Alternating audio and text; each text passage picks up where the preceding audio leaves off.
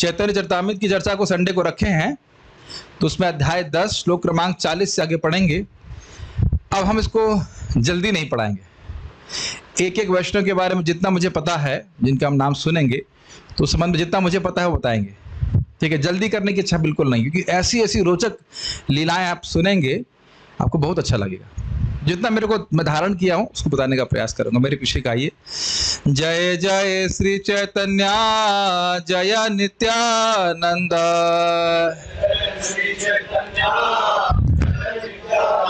जय द्वैत चंद्र जय गौर भक्त वृंद, जय जय श्री चैतन्य जय नित्यानंद, जय द्वैत चंद्र जय गौर भक्त वृंद, जय जय श्री चैतन्य जय नित्यानंद,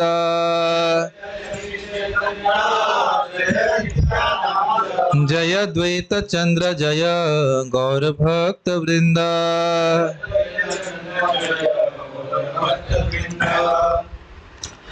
तो चैतन्य चरितामृत की आदि लीला अध्याय 10 में से श्लोक क्रमांक 40 से आगे हम पढ़ेंगे। और इसमें श्रीमद् चैतन्य महाप्रभु को इससे पिछले वाले अध्याय में भक्ति वृक्ष के रूप में बताया गया था, वर्णित किया गया था। बताया गया था कि जो अनन्य भक्त हैं वह कम कर दीजिए, उसके वह अन्य शाखा प्रशाखा इत्यादि हैं। तो इन शाखाओं का नाम रख करके वर्णन किया जा रहा है। तो उसमें हम लोग ने कई भक्तों के बारे में श्रवण किया। आज हम लोग मुकुंद दत्त जी से शुरू करेंगे।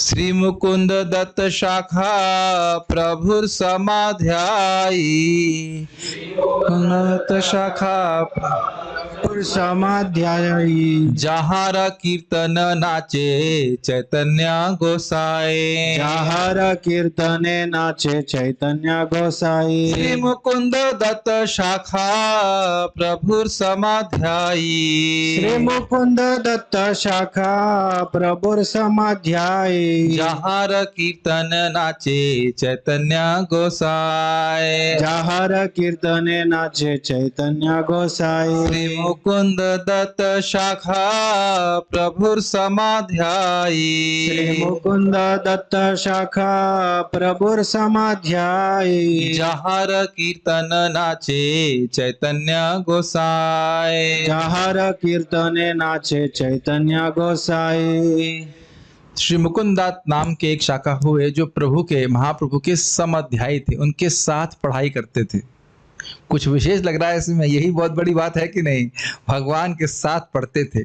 और इन दोनों के बीच में कभी कभी महाप्रभु जानबूझ करके इनसे शास्त्रार्थ करते, वाद विवाद करते। कई बार मुकुंददत्त को हरा देते और कभी कभी मुकुंददत्त भी महाप्रभु को हराने का प्रयास करते। तो इस प्रकार से होता। कितना स्वीट लगता होगा ना, ये बहुत है।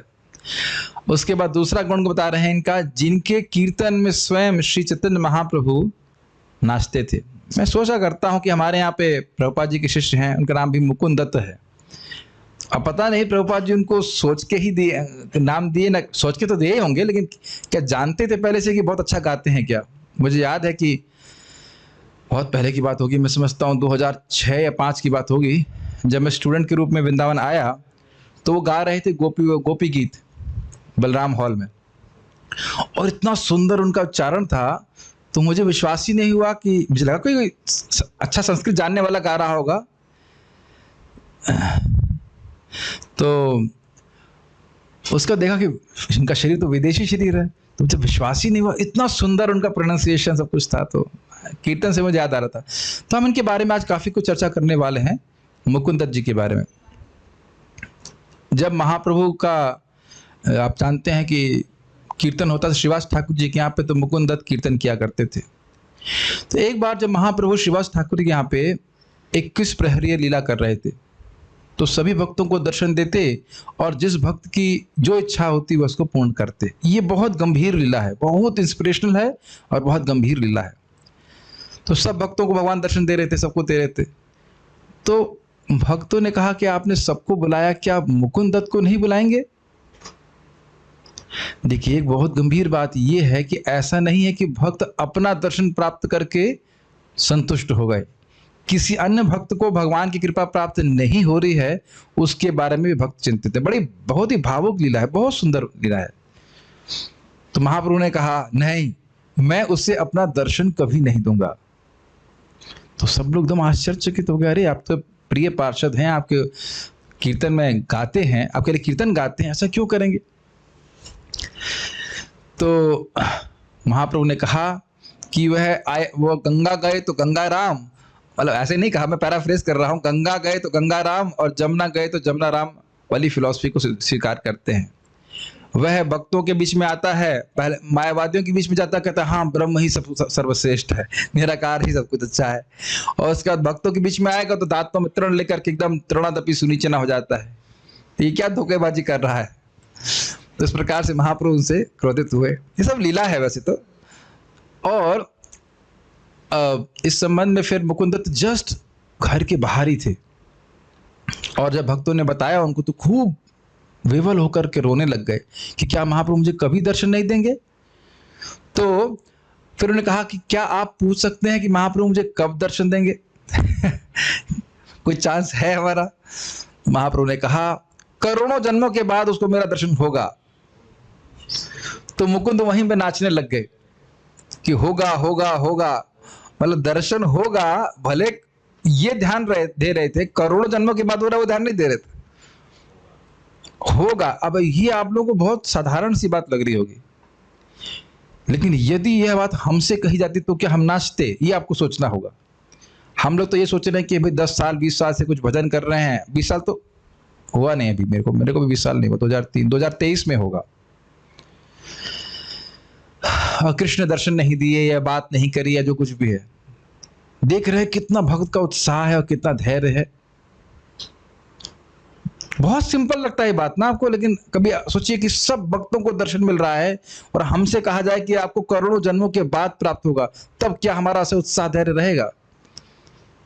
कहेंगे ठीक है, अगले जन्म में आएंगे, अभी नहीं। अभी तो माया ही सेवा करा रही है, माया दर्शन देती तो माया का ही दर्शन करने चले जाएंगे। मैंने आज इन वैष्णव के बारे में जब देख रहा था श्लोकों को, तो सोच लिया था कि आज हम आराम आराम से पढ़ाएंगे, एक एक बात को समझाने का प्रयास करेंगे। बहुत सुंदर वर्ण चैतन्य भागवत से आपको बता रहा हूँ ये। और फिर जब उन्होंने पूछा कि कब दर्शन होगा, तो जो सुन लिया तो होगा होगा होगा, खुश होने लगे। तो महाप्रभु क्या, ठीक है अंदर ले आओ उसको। तो अब उसके बाद महाप्रभु क्या कहते हैं कि देखो मेरा संकल्प ये था कि करोड़ों जन्मों के बाद तुमको मेरा दर्शन प्राप्त होगा, लेकिन जो तुम्हारा संकल्प था, उत्साह था, उसने मेरे संकल्प को जीत लिया। ये शायद आप कभी सुने नहीं होंगे ये बात, पता नहीं, रेयरली कोई, जनरली क्लास में कोई बोलते नहीं था। चैतन्य भागवत में बड़ा स्पष्ट लिखा हुआ है। मुझे बहुत स्ट्राइक किया था ये बात कि महाप्रभु कह रहे हैं कि तुम्हारा संकल्प मेरे संकल्प को जीत लिया, उस पर हावी हो गया कि हाँ कृष्ण का दर्शन मुझको जरूर प्राप्त होगा। और यही एक सच्चे भक्त का लक्षण है। भारत अगर हो सके तो जनरेटर चलवा सकते हैं, बिकम हॉट, जनरेटर चलवा दीजिएगा, लाइट नहीं आने देखें, बहुत सुंदर बात है। लेकिन मुकुंदत्त और आगे कुछ कहते हैं, उसको शायद आपने कभी श्रवण नहीं किया होगा, उसको बताता हूं आपको, बहुत अच्छी बात। वो कहते हैं कि भगवान आपका दर्शन तो जरासंध ने भी किया, आपका दर्शन शिशुपाल ने भी किया, और उस धोबी ने भी किया जिससे आपने कपड़े मांगे थे। समझ रहे हैं, कृष्ण के रूप में जब आए थे तो उस धोबी ने लाखों लाखों साल जन्म में तपस्या करी, इसलिए आपका दर्शन प्राप्त किया। लेकिन बहुत कान खोल के सुनिए, क्योंकि भक्ति नहीं करी, तपस्या करी, शुष्क तपस्या करी, लेकिन भक्ति नहीं करी, तो कृष्ण को देख करके वह सुखी नहीं हुआ। कुछ ग्रहण कर पा रहे हैं? दर्शन का मतलब क्या हुआ? आप सोच सकते हो, आश्चर्य कर सकते हो कि भाई मुकुंदत्त तो जस्ट बाहर थे, अंदर आ जाते, दर्शन कर लेते, इसमें करोड़ों करोड़ों जन्म का क्या मतलब हुआ? तो सब ये बात बहुत सिंपल लगती है ना, लेकिन दर्शन का अर्थ समझ लेना चाहिए। दर्शन मतलब भगवान को देख करके असीमित सुख का अनुभव करना। जैसे आप जानते हैं कि कृष्ण बलराम जी जब मथुरा में गए तो एक माली था, उसका नाम था सुदामा, और उसने एक माला बनाई कृष्ण भगवान के लिए और एक दूसरी माला बलराम जी के लिए बनाई। और भगवान ने बहुत प्रेम से उसको आशीर्वाद दिया कि तुम इस जीवन में भौतिक रूप से भी सुखी रहोगे और अंत में मेरे पास आओगे। तो उसका भगवान से प्रेम था, इसलिए देखते ही सब कुछ दिया। जैसे आप जानते हो कि कुब्जा ने कृष्ण को पीला अंगराग दिया और बलराम जी को श्याम वर्ण का अनुराग दिया, तो दोनों एक्सचेंज हो गए। ऐसा लग रहा है कि बलराम जी कृष्ण है, कृष्ण बलराम जी, इस प्रकार से। तो आप देख सकते हैं कि यही एक ही भगवान है, लेकिन हृदय शुद्ध नहीं है भक्ति के द्वारा, हृदय में भक्ति नहीं है, तो भगवान को देखकर या दर्शन प्राप्त करके भी सुखी नहीं होगा। कुछ समझ रहे हैं? फिर वो मुकुंद माफी मांगते भगवान से कि अब मैं दोबारा कभी मायावादियों का संग नहीं करूंगा। अब मुझे ये याद नहीं आ रहा है कि वह मायावादियों के पास जाके क्यों ऐसा करते थे, मुझे कुछ कुछ याद नहीं आ रहा, इसलिए मैं नहीं बोल रहा लेकिन कारण क्या था। लेकिन वहां पर जाके उसकी फिलोसफी सुनते थे तो हम लोगों को एक शिक्षा जरूर प्राप्त हो जाती है कि मायावादियों का संग हमें नहीं करना है। निराकारवादियों का संग करेंगे तो निश्चित रूप से महाप्रभु हमसे प्रसन्न बिल्कुल नहीं होंगे। लेकिन एक बड़ा सुंदर आशीर्वाद महाप्रभु ने दिया कि मैं तुम्हारे कीर्तन में तुम्हारी जिह्वा के ऊपर प्रकट होऊंगा जब तुम कीर्तन करोगे। मैं सुनकर रोमांचित हो जाता हूँ। इतना सुंदर बात है कि जब आप कीर्तन करेंगे तो मैं स्वयं आपकी वाणी में विद्यमान रहूंगा, स्वयं विद्यमान रहूंगा। तो क्या कीर्तन मुकुंद दत्त करते होंगे आप कल्पना नहीं कर सकते। जब महाप्रभु का संन्यास हो रहा था तब भी मुकुंद दत्त कीर्तन कर रहे थे। तो ये महान वैष्णव है और उनसे प्रार्थना करना चाहिए कि ऐसा धैर्य, ऐसा उत्साह भगवान के चरणों में हमारे प्रति, हमारे हृदय में भी उतरे। तो सब नित्य सिद्ध पार्षद हैं, अपनी लीला के द्वारा आपको बता रहे हैं और हमारी वाणी पे भी महाप्रभु अवतरित हों उनके नाम के रूप में, कीर्तन के रूप में। बहुत सुंदर डिवोटी। आगे बढ़ते हैं। बहुत सुंदर, कोई प्रश्न मत करिए, सुनते जाइए। वासुदेव दत्त प्रभुर्भृत्य महाशय, सहस्र मुखे जार गुण कहिले न है। इनके बारे में 2-3 श्लोक हैं, उनको पढ़ करके फिर व्याख्या करूंगा। पहले अनुवाद पढ़ लेते हैं। वासुदेव दत्त प्रभुर्भृत्य महाशय। वासुदेव दत्त नाम के, वासुदेव दत्त इन्हीं के भाई थे, मुकुंद दत्त जी के भाई। वासुदेव दत्त महाप्रभु के भृत्य थे। महाशय मतलब महान व्यक्ति थे। जैसे आज हमने सुना था महात्मा का अर्थ है बहुत सुंदर स्वभाव वाला, सुंदर हृदय वाला व्यक्ति। आत्मा का अर्थ स्वभाव भी होता है, तो महात्मा मतलब बहुत ही सुंदर सुशील स्वभाव वाले व्यक्ति। इनके स्वभाव के बारे में भी चर्चा करने वाले हैं। सहस्त्र मुखे जार गुण कहीं लेना है। कोई व्यक्ति हजारों मुखों से भी उनके गुणों का वर्णन करे तो वह नहीं कर पाएगा। जगत यते का जीव तार पाप लैया, नर के भुंजीते चाहे जीव छड़ाइया। जगत में जितने भी जीव हैं उनके पापों को लेकर स्वयं हमेशा हमेशा के लिए वे नरक भोगना चाहते थे और सभी जीवों को मुक्त करना चाहते थे। हाँ, इन 2 श्लोकों को बताया, मैं इस व्याख्या करूंगा। बहुत सुंदर बात। श्लोक तो अभी मुझे चैतन्य भागवत से याद नहीं है, लेकिन वासुदेव दत्त एक बार महाप्रभु के पास आए और उन्हें कहा कि महाप्रभु, दुनिया में जितने भी जीव हैं वे आपसे विमुख होकर के दुख भोग रहे हैं, अपने पापों के कारण बहुत कष्ट पा रहे हैं, तो मेरे लिए उनका कष्ट देखा नहीं जाता है। तो आप ऐसा कीजिए कि आप उन सबके पापों को मेरे सर पे दे दीजिए और उन सबको आप अपने पास ले जाइए।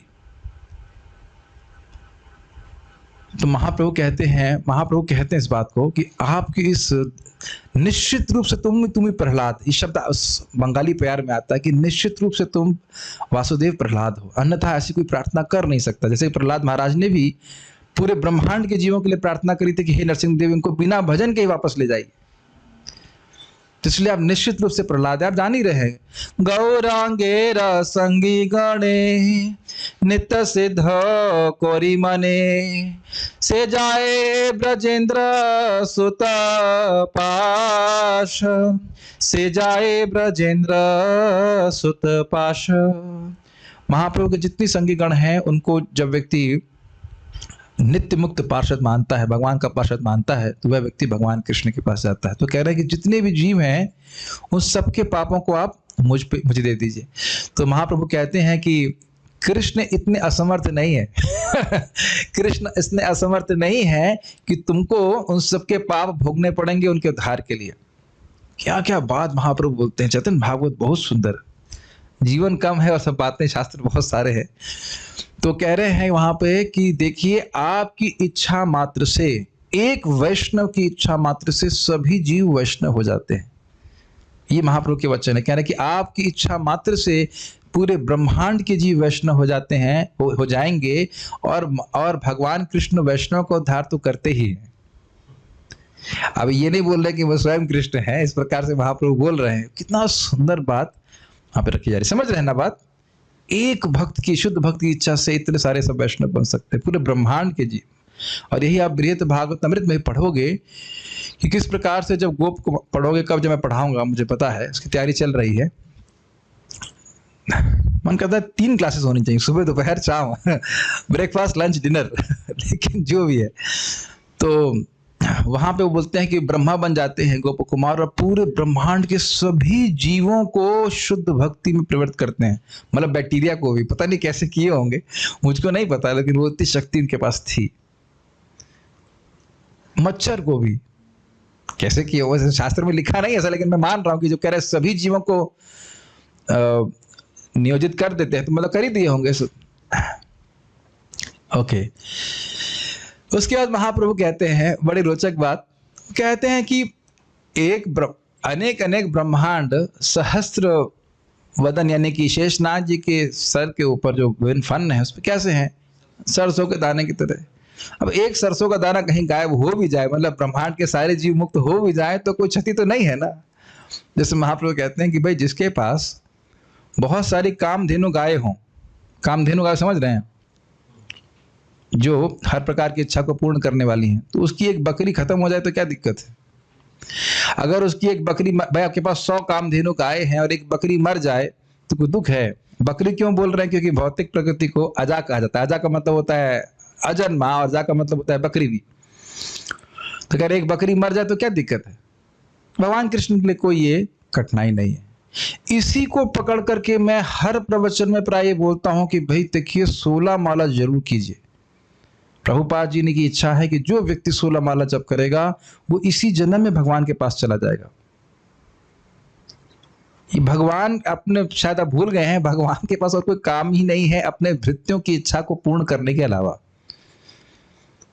समझ रहे हैं बात।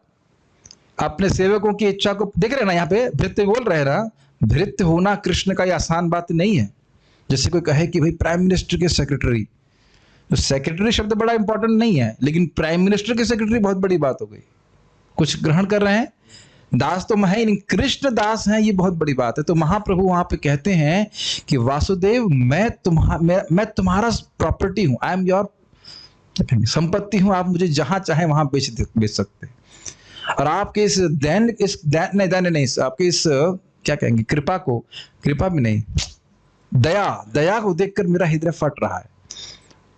कृष्ण इतने, मुझे वो लाइन बहुत अच्छी लगी थी, कृष्ण इतने असमर्थ नहीं है कि तुमको नरक में भेजेंगे सब जीवों का उद्धार करने के लिए। ये मुझे लाइन बहुत अच्छी लगी थी। Krishna is not incapable. तो ये श्रील वासुदेव दत्त, श्रील भक्ति तीर्थ महाराज जी भी, देखिए होता क्या है, हम सब चीज़ों को सुनते हैं, लेकिन जो वैष्णव हैं, श्रेष्ठ वैष्णव हैं, इन सभी बातों पे, इन्हीं गुणों पे, वैष्णव के गुणों पे नित्य मनन करते रहते हैं। परम पूज्य राधानाथ महाराज जी का प्रवचन मैं श्रवण कर रहा था, 2007 की बात है। तो उन्हें 7 घंटे प्रवचन दिया था जब उनके मित्र परम पूज्य भक्ति तीर्थ महाराज शरीर छोड़े थे। 7 आवर्स नॉन स्टॉप, और कोई बाथरूम भी नहीं गया। सनक सनातन प्रभु बता रहे थे कि वह इस प्रवचन में थे। अद्भुत प्रवचन है, और सभी भक्तों से अनुरोध है कि समय निकाल कर जो अंग्रेजी जानते हैं उसको जरूर सुनाए। आपको अद्भुत लगे। क्या सुनाया महाराज ने, उनका दिव्य चरित्र, उसको श्रवण करके ही मेरी तीव्र इच्छा हो कि कृष्ण को जीवन समर्पित करने का प्रयास करें। कर तो नहीं रहे हैं, लेकिन प्रयास करें जीवन समर्पण करने का। तो वहां बता रहे थे कि भक्ति तीर्थ महाराज भी इसी प्रकार से प्रार्थना कर रहे थे वासुदेव दत्त की चरित्र को सुन करके कि जितने भी इस्कॉन के भक्त हैं उनकी जो भी कठिनाई आ रही है भगवान मुझे दे दीजिए, और ताकि वे भक्ति ठीक से कर सके।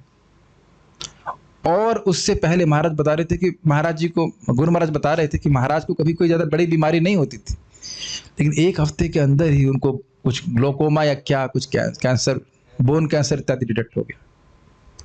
But that was like a genuine prayer, हृदय से प्रार्थना। आप कहेंगे ऐसी प्रार्थना कोई व्यक्ति क्यों करेगा? क्योंकि जो दूसरों को दुख देख करके जो दुख है वह स्वयं के दुख के आगे कुछ भी नहीं है। क्या बोल गया मैं, गलत बोल गया। जो दूसरों को देखकर होने वाला दुख है उसके आगे स्वयं का दुख कुछ भी नहीं है।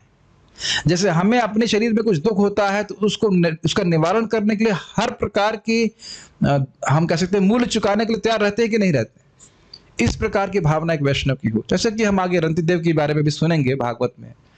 तो देखिए, अब बातें कुछ रिवोल्यूशनरी हैं, लेकिन गुरु महाराज के वचन है, बहुत सुंदर वचन है। Your advancement does not depend simply on how many rounds you are chanting, but how much selfless you are. मैं ये नहीं कह रहा हूं कि आपको जप नहीं करना है या आपको माला बढ़ानी नहीं है, ये नहीं। देखिए, सब बात को जैसा बोल रहा हूं वैसे ग्रहण करने का प्रयास कीजिए। केवल हम कितना माला जाप कर रहे हैं यही हमारी एकमात्र क्राइटेरिया नहीं है हमारी प्रगति का, अभी तो हम कितने निस्वार्थ हैं अपनी भक्ति में।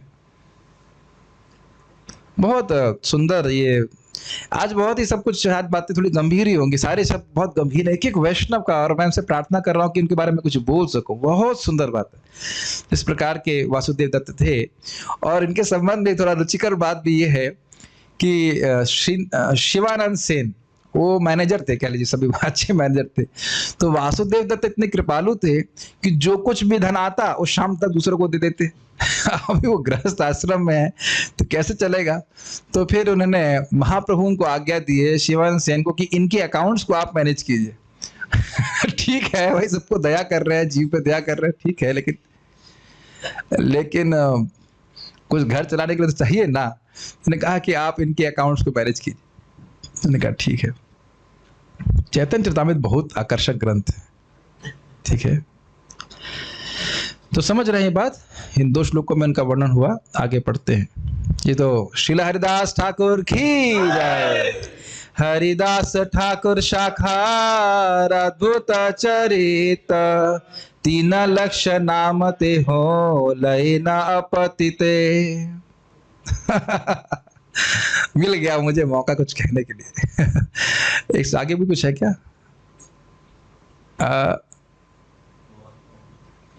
ठीक है, एक एक करके करते हैं। हरिदास ठाकुर जो है वो अन्य शाखा है जिनका अद्भुत चरित्र है। 3 लाख नाम लेते थे, लय न अपतिते। मतलब ऐसा नहीं था कि किसी दिन उनका 3 लाख नाम जाप छूट जाता हो। अब अद्भुत बात यह है, पता नहीं आज वो भक्त अभी देख नहीं रहे इसमें है कि नहीं, थोड़ा सा ब्लड प्रेशर लो हुआ और माला 16 से 8 पे आ गई। अब उनका मजाक नहीं बना रहा, तो नए डिवोटी हैं, कोई इतना कोई बात नहीं। जरा सा थोड़ा घर में कुछ कठिनाई हुई तो माला करने में कठिनाई परेशानी हो जाती है।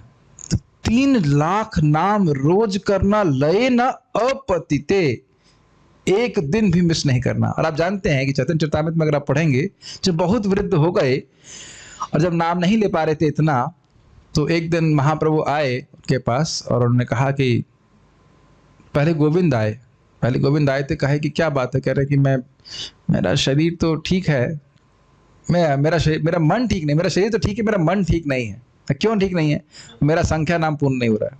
फिर महाप्रभु आते हैं, वो कहते हैं कि आप सिद्ध हो गए हैं, अब आप अपना जाप पूर्ण कर सकते हैं, कम कर सकते हैं। गौरांग प्रभु से बड़ा विनोद करते हैं। अगर ये हमसे महाप्रभु कहते तो हम लोग कहते हैं हाँ ठीक है, अब आपने कह ही दिया है कि हम सिद्ध हो गए हैं, तो 16 का हम जो है 4 या 8 कर रहे हैं। 4 में ठीक रहेगा ना महाप्रभु, कोई दिक्कत नहीं है। तो इस प्रकार से हरिदास ठाकुर जी बड़ी दृढ़ता से हरि नाम कर रहे थे। प्रभुपाद जी तात्पर्य में कहते हैं कि व्यक्ति को बड़ी दृढ़ता से हरे कृष्ण मंत्र करना चाहिए और निरपराधिक रूप से करना चाहिए।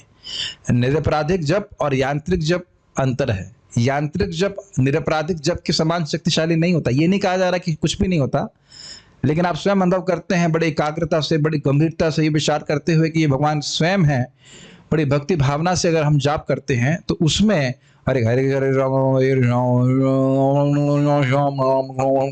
इस प्रकार के जप में बहुत अंतर होता है और करने वाले में बहुत अंतर आ जाता है। You become a genuine devotee. The holy name will make you a genuine devotee if you chant very nicely. Hari नाम आपको स्वयं एक सच्चा भक्त बना देंगे अगर हम बड़ी गंभीरता से माला करते हैं, इसमें कोई संदेह ही नहीं है। तो इस प्रकार से उनका अद्भुत चरित्र, तो और बातें भी हम बताएंगे, अभी इसमें आएंगी वैसे तो। एक बड़ी रुचिकर, चलिए अभी आएगा तो बताऊंगा। तो 3 लाख नाम करते थे रोज, और 3 लाख का नाम करने में रिकॉर्ड नहीं बना रहे थे कि हाँ भाई इस्कॉन जब खुलेगा तो मेरा नाम अनाउंस किया जाएगा, नामाचार्य श्री हरिदास ठाकुर की जय। समझ रहे ना मेरी बात? इतना उनको सुख मिल रहा था। प्रभुपाद जी कहते हैं एक जगह है कि हरिदास ठाकुर से हमें प्रार्थना करना चाहिए ताकि हम इस स्त्री पुरुष के आकर्षण से बच सकें। जहाँ पे तीसरा अध्याय ना अंत्यलीला में, जहाँ पे वो माया से बचते हैं, कहते हैं उनके आशीर्वाद से हम बच सकेंगे और उनका आशीर्वाद होगा तो उनसे प्रार्थना करना चाहिए। उनकी एक प्रार्थना बहुत सुंदर है महाप्रभु के चरणों में। दश अपराध ये ना हृदय ना पाशे, कृपा करी महाप्रभु माजी नाम रसे। हे महाप्रभु, ये 10 नाम अपराध मेरे हृदय को नहीं सताएं और मैं हमेशा आपके नाम के रस में डूबता रहूं। ये प्रार्थना आप लिख सकते हैं। बहुत सुंदर। एक जगह और रुचिकर है बात है, वही जब 21 प्रहरी लीला चल रही थी तो महाप्रभु हरिदास ठाकुर से कहते हैं क्या चाहिए तुमको? कहते हैं एक तो मेरे को नाम में रुचि नहीं है। अब ये मुझे समझ में नहीं आता है कि हरिदास ठाकुर जी ऐसा क्यों कह रहे हैं। हमारा थोड़ा नाम जब अच्छा हो जाता है तो हम लगता है वाह वाह वाह हम कितने बड़े वैष्णव हैं, लेकिन हरिदास ठाकुर जी ऐसा कहते हैं मुझे नाम में रुचि नहीं है, नाम में रुचि दीजिए। और दूसरा जगह कहते हैं कि वैष्णवों का उच्चिष्ट प्रसाद मुझे दीजिए। और फिर कहते हैं मेरी क्या योग्यता है इस प्रकार की वरदान प्राप्त करने के लिए। तो अत्यंत दैन्यता। महाप्रभु पुरी में होते हैं और सब भक्त आते हैं प्रसाद पाने के लिए, महाप्रभु के पास आते हैं। हरिदास ठाकुर जी बुलाते। कभी सोचिए, यहाँ मान लीजिए महाप्रभु बैठे हैं और आप बाहर हुआ को बोलने कि भाई सुनील आओ आओ प्रसाद पाओ, तब कहें हाँ देखा फाइनली कोई तो रिकॉग्नाइज कर रहा है कि मैं कितना बड़ा डिवोटी हूँ। हर व्यक्ति ऐसे सोचेगा। या देखिए ना कोई महाराज जी होते हैं तो उनके संग हम तुरंत सेल्फी ले लेते, देखो मैं महाराज के साथ हूँ। हृदय से भी महाराज तो भजन में लगे हैं, उस तरह से भजन में लगे हो खाली फोटो खिंचवाए हो। हर जगह व्यक्ति चाहता है महाराज जी के संग कोई बड़े व्यक्ति के संग फोटो खिंचवाए बड़ा। तो हरिदास ठाकुर जी कहते हैं ना मैं तो योग्य नहीं आपके संग प्रसाद पाने के लिए। तो महाप्रभु कुछ कहते भी नहीं, कहते ठीक है उनके लिए प्रसाद की व्यवस्था बाहर ही कीजिए। तो ये उनकी अद्भुत नम्रता थी जिस कारण से भगवान इस प्रकार का नाम का सुख उनको प्रदान कर रहे थे। ये बहुत अच्छे डिवोटी कहना भी एक प्रकार से मतलब एक निंदा ही है, मैं तो कहूँगा निंदा है। परम भागवत है, महान वैष्णव। इस संबंध में गौर किशोरदास बाबा जी महाराज कहते हैं कि एक शुद्ध भक्त पूरे ब्रह्मांड में मिलना मुश्किल है और महाप्रभु पूरी बारात लेके चल रहे हैं, पूरी यात्रा लेके चल रहे शुद्ध भक्त। सार एक एक भक्त पूरे ब्रह्मांड का उद्धार करने के लिए समर्थ है और पूरी बारात चल रही शुद्ध भक्तों की। अब देखिए ना शाखा पे शाखा, शाखा पे शाखा, नित्यानंद प्रभु ये वो इत्यादि। सोच लीजिए ना हम लोग 16 माला कर लेते तो सोचते हैं कृतार्थ हो गए भाई, बहुत हो गया, हम माला से मुक्त हो गए। इसका अर्थ समझ रहे ना, माला से मुक्त हो गए। माला के द्वारा मुक्ति प्राप्त करेंगे आगे की बात है, फिलहाल तो माला से मुक्त हो गए, प्राय ऐसे भावना होती है। और सोचिए आप, मतलब क्या बात है ना। सोचिए यहाँ थोड़ा सा भी कोई सुंदर स्त्री हम देख लेते हैं तो मन में विकार आ जाता है कि नहीं। और साक्षात माया उनको मतलब टेस्ट करने के लिए आई।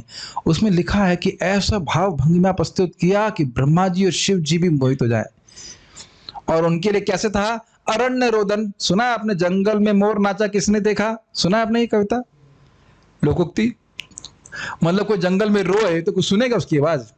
तो माया बहुत भाव भंगिमा दिखा रही है। हरिदास ठाकुर जी हरे कृष्णा कृष्णा कृष्णा हरे हरे, हरे राम राम राम हरे। कृष्ण ग्रह गृहीत आत्मा, पूरी तरह से उनके चित्त को हरि नाम ने खींच दिया है। कब वो दिन हमारा आएगा पता नहीं, लेकिन अद्भुत होगा ना, कुछ सोच ही नहीं सकेंगे हरे कृष्ण मंत्र के अलावा। ठीक है, आगे हम लोग पढ़ते हैं। इनके गुणों का वर्णन तो चैतन्य भागवत में भी एक चैप्टर, दो चैप्टर में दिया हुआ है। उसके अलावा चैतन्य चरितामृत में तो है ही, अंत्यलीला में। ताहारा अनंत गुणा कहीं दिग मात्र, आचार्य गोसाई जारे भुंजाई श्राद्ध पात्र। बहुत सुंदर पास टाइम है। कह रहे हैं कि इन हरिदास ठाकुर जी की तो अनंत गुण है, मैं तो केवल दिशा निर्देश कर रहा हूं, मैं तो पूरा वर्णन नहीं कर पा रहा हूं, केवल एक बस नाम रख रहा हूं गुणों का। हाँ, हल्का सा बता रहा हूं। कह रहे आचार्य गोसाई। आचार्य गोसाई का यहाँ पे अर्थ है अद्वैत आचार्य जी। तो अब देखिए बहुत गंभीर बात है। अद्वैत आचार्य जी के यहाँ पे श्राद्ध क्रिया हो रही थी। श्राद्ध समझते हैं ना? तो इस पितरों को श्राद्ध दिया जा रहा था, उसमें जो सर्वश्रेष्ठ ब्राह्मण है उसको पहला श्राद्ध पात्र खिलाया जाता है। समझ रहे? और उस समय जो सोसाइटी थी बहुत कंजर्वेटिव थी, मतलब संकीर्ण धारणा के लिए, संकीर्ण वाली। और आजकल के समाज के दृष्टि से भी बहुत रिवोल्यूशनरी बात थी जो वहां पे वो कर रहे थे। तो अद्वैत आचार्य जी ने हरिदास ठाकुर जी को बुलाया और उन्हें श्राद्ध पात्र, सबसे पहला श्राद्ध पात्र खिलाया। तो वहां पे हरिदास ठाकुर जी कहते हैं, अच्छा हरिदास ठाकुर जी का जन्म कहाँ हुआ था? मुसलमान परिवार में। तो अब आप देखिए, इतने सारे अच्छे ब्राह्मण वहां उपस्थित हैं और सबके सामने सबसे पहला श्राद्ध पात्र हरिदास ठाकुर जी को खिला रहे हैं। क्या ये बहुत क्रांतिकारी बात नहीं है?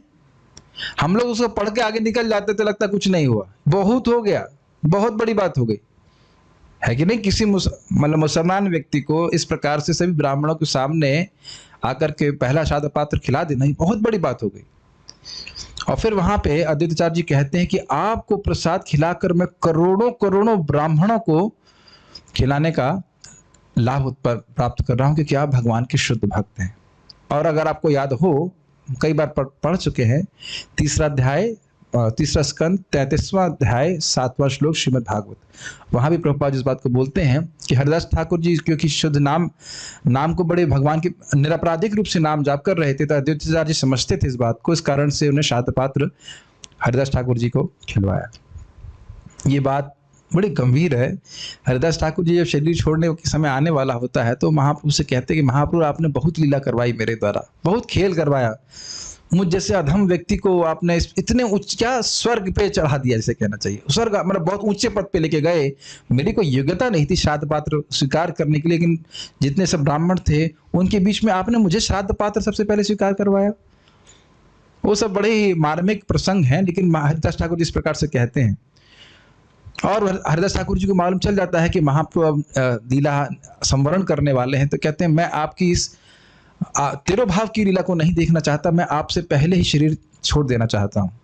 तो महाप्रभु ने कहा कि अरे हरिदास, तुम्हारी वजह से तो मैं इस जगत में आया, तुम्हारे बिना मैं कैसे लीला कर सकूंगा? तो उन्होंने कहा कि आपके तो बहुत सारे भक्त हैं, एक मेरे जैसा कोई कीड़ा, एक जंतु अगर शरीर छोड़ देता है तो उसे क्या होने वाला है, कोई नुकसान नहीं।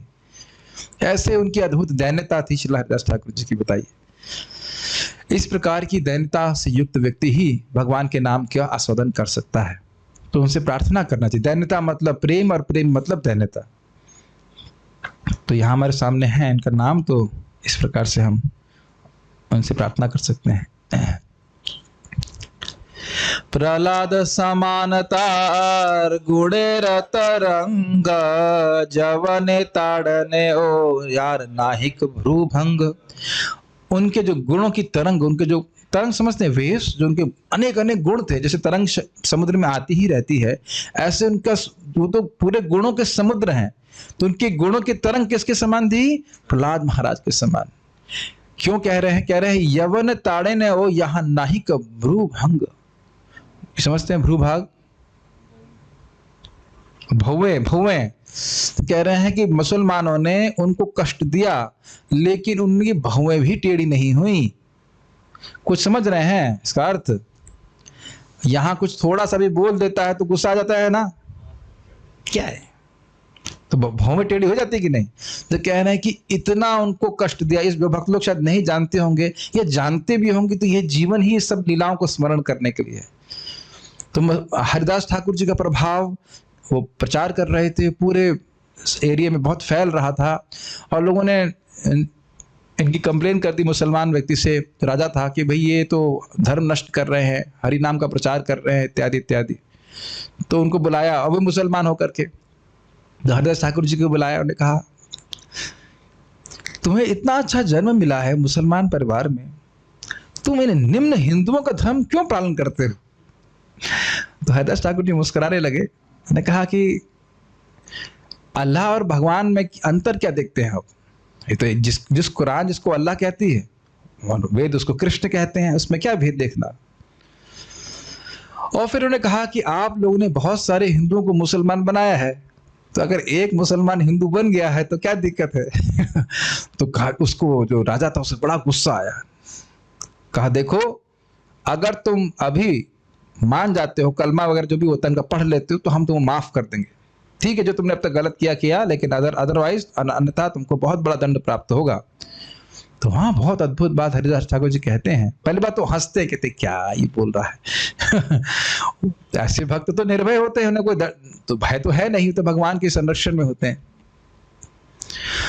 तो उन्हें कहा बड़ा अद्भुत, कहते मेरे आप अंग अंग को भी काट दीजिए तो भी मेरा हर अंग हरि नाम बोलेगा। टू मच है इतना। यहाँ कोरोना से आदमी डर जाता है या और अन्य वस्तुओं से छोटे छोटे भय हो जाता है तो हरि नाम करना छोड़ देता है। इसने बताया ना, बीपी लो हो गया तो हरे कृष्ण छोड़ दिया। लेकिन हरिदास ठाकुर जी कह रहे हैं मेरे अंग अंग को भी अगर आप काट देते हैं तो भी मेरा हर अंग हरे कृष्ण मंत्र बोलेगा। ये कोई सामान्य वैष्णव नहीं है, अद्भुत वैष्णव है, अद्भुत वैष्णव। और फिर उनको कहते हैं ठीक है, इनके 22 बाजार में इन्हें कोड़ों से मारा जाए। बताइए आप खुद सोचिए, कल्पना कीजिए कि किसी अगर चोर को मारा जाए तो भी उसके लिए बहुत बेइज्जती की बात होगी। मान लो प्रसिद्ध नहीं है कि वो चोर है, तो अगर प्रसिद्ध है कि चोर है तो उसकी पिटाई होगी तो कुछ दिक्कत नहीं होती, वो लोग मार खाने में एक्सपर्ट होते हैं। लेकिन अगर कोई व्यक्ति बहुत सम्मानीय है और उसकी पिटाई हो तो कितना खराब बात है कि नहीं।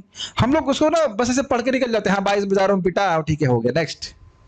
तो उस लीला में प्रवेश कीजिए कि जिस समाज में आपकी खूब प्रतिष्ठा है, महान संत के रूप में हरिदास ठाकुर जी स्थापित हैं, विख्यात हैं, है ना। और उनको बिना किसी अपराध के, केवल यही अपराध कह लीजिए कि हरि नाम जप करते थे, अपराध तो नहीं है, तो भगवान की सर्वश्रेष्ठ सेवा है।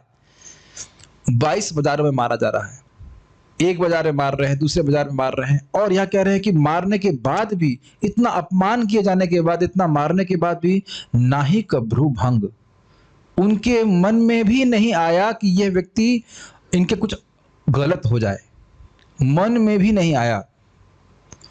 जैसे कि प्रहलाद महाराज के प्रति हिरण्यकशिपु ने कितना कष्ट, कितना परेशानी दे दिया कि नहीं। उसका थोड़ा सा भी हमको अगर कोई देगा तो हमारा तो तुरंत गुस्सा हो जाएगी कि नहीं, हम लोग तो है ही कोई सहिष्णुता है ही नहीं वस्तुतः मानिए तो। अगर हम कोई डांट दे कि मंगल आरती के लिए क्यों नहीं उठे हैं तो उसको सहन कर ले तो वही बहुत बड़ी बात है। अगर उसमें हम भगवान नहीं घुमाए तो क्यों बोल रहा है हमको मंगल आरती है कि नहीं।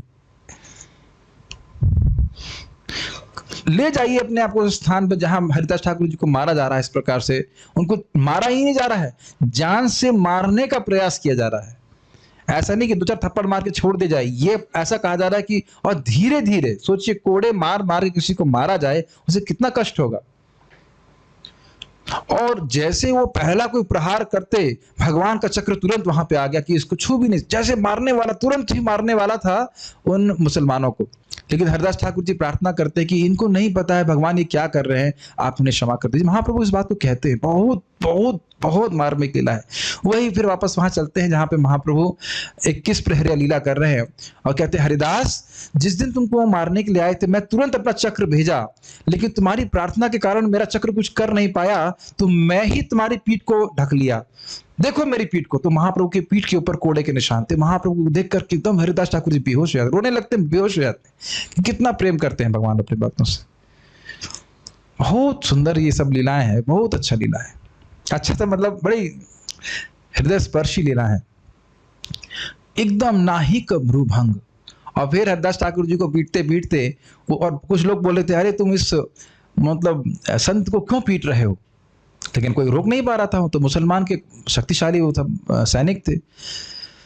तो जब पीटते पीटते वो थक गए और देखा हरिदास ठाकुर जी कुछ हो ही नहीं रहा है, हरे कृष्णा कृष्णा कृष्णा हरे हरे, हरे राम राम राम हरे हरे बोलते जा रहे हैं।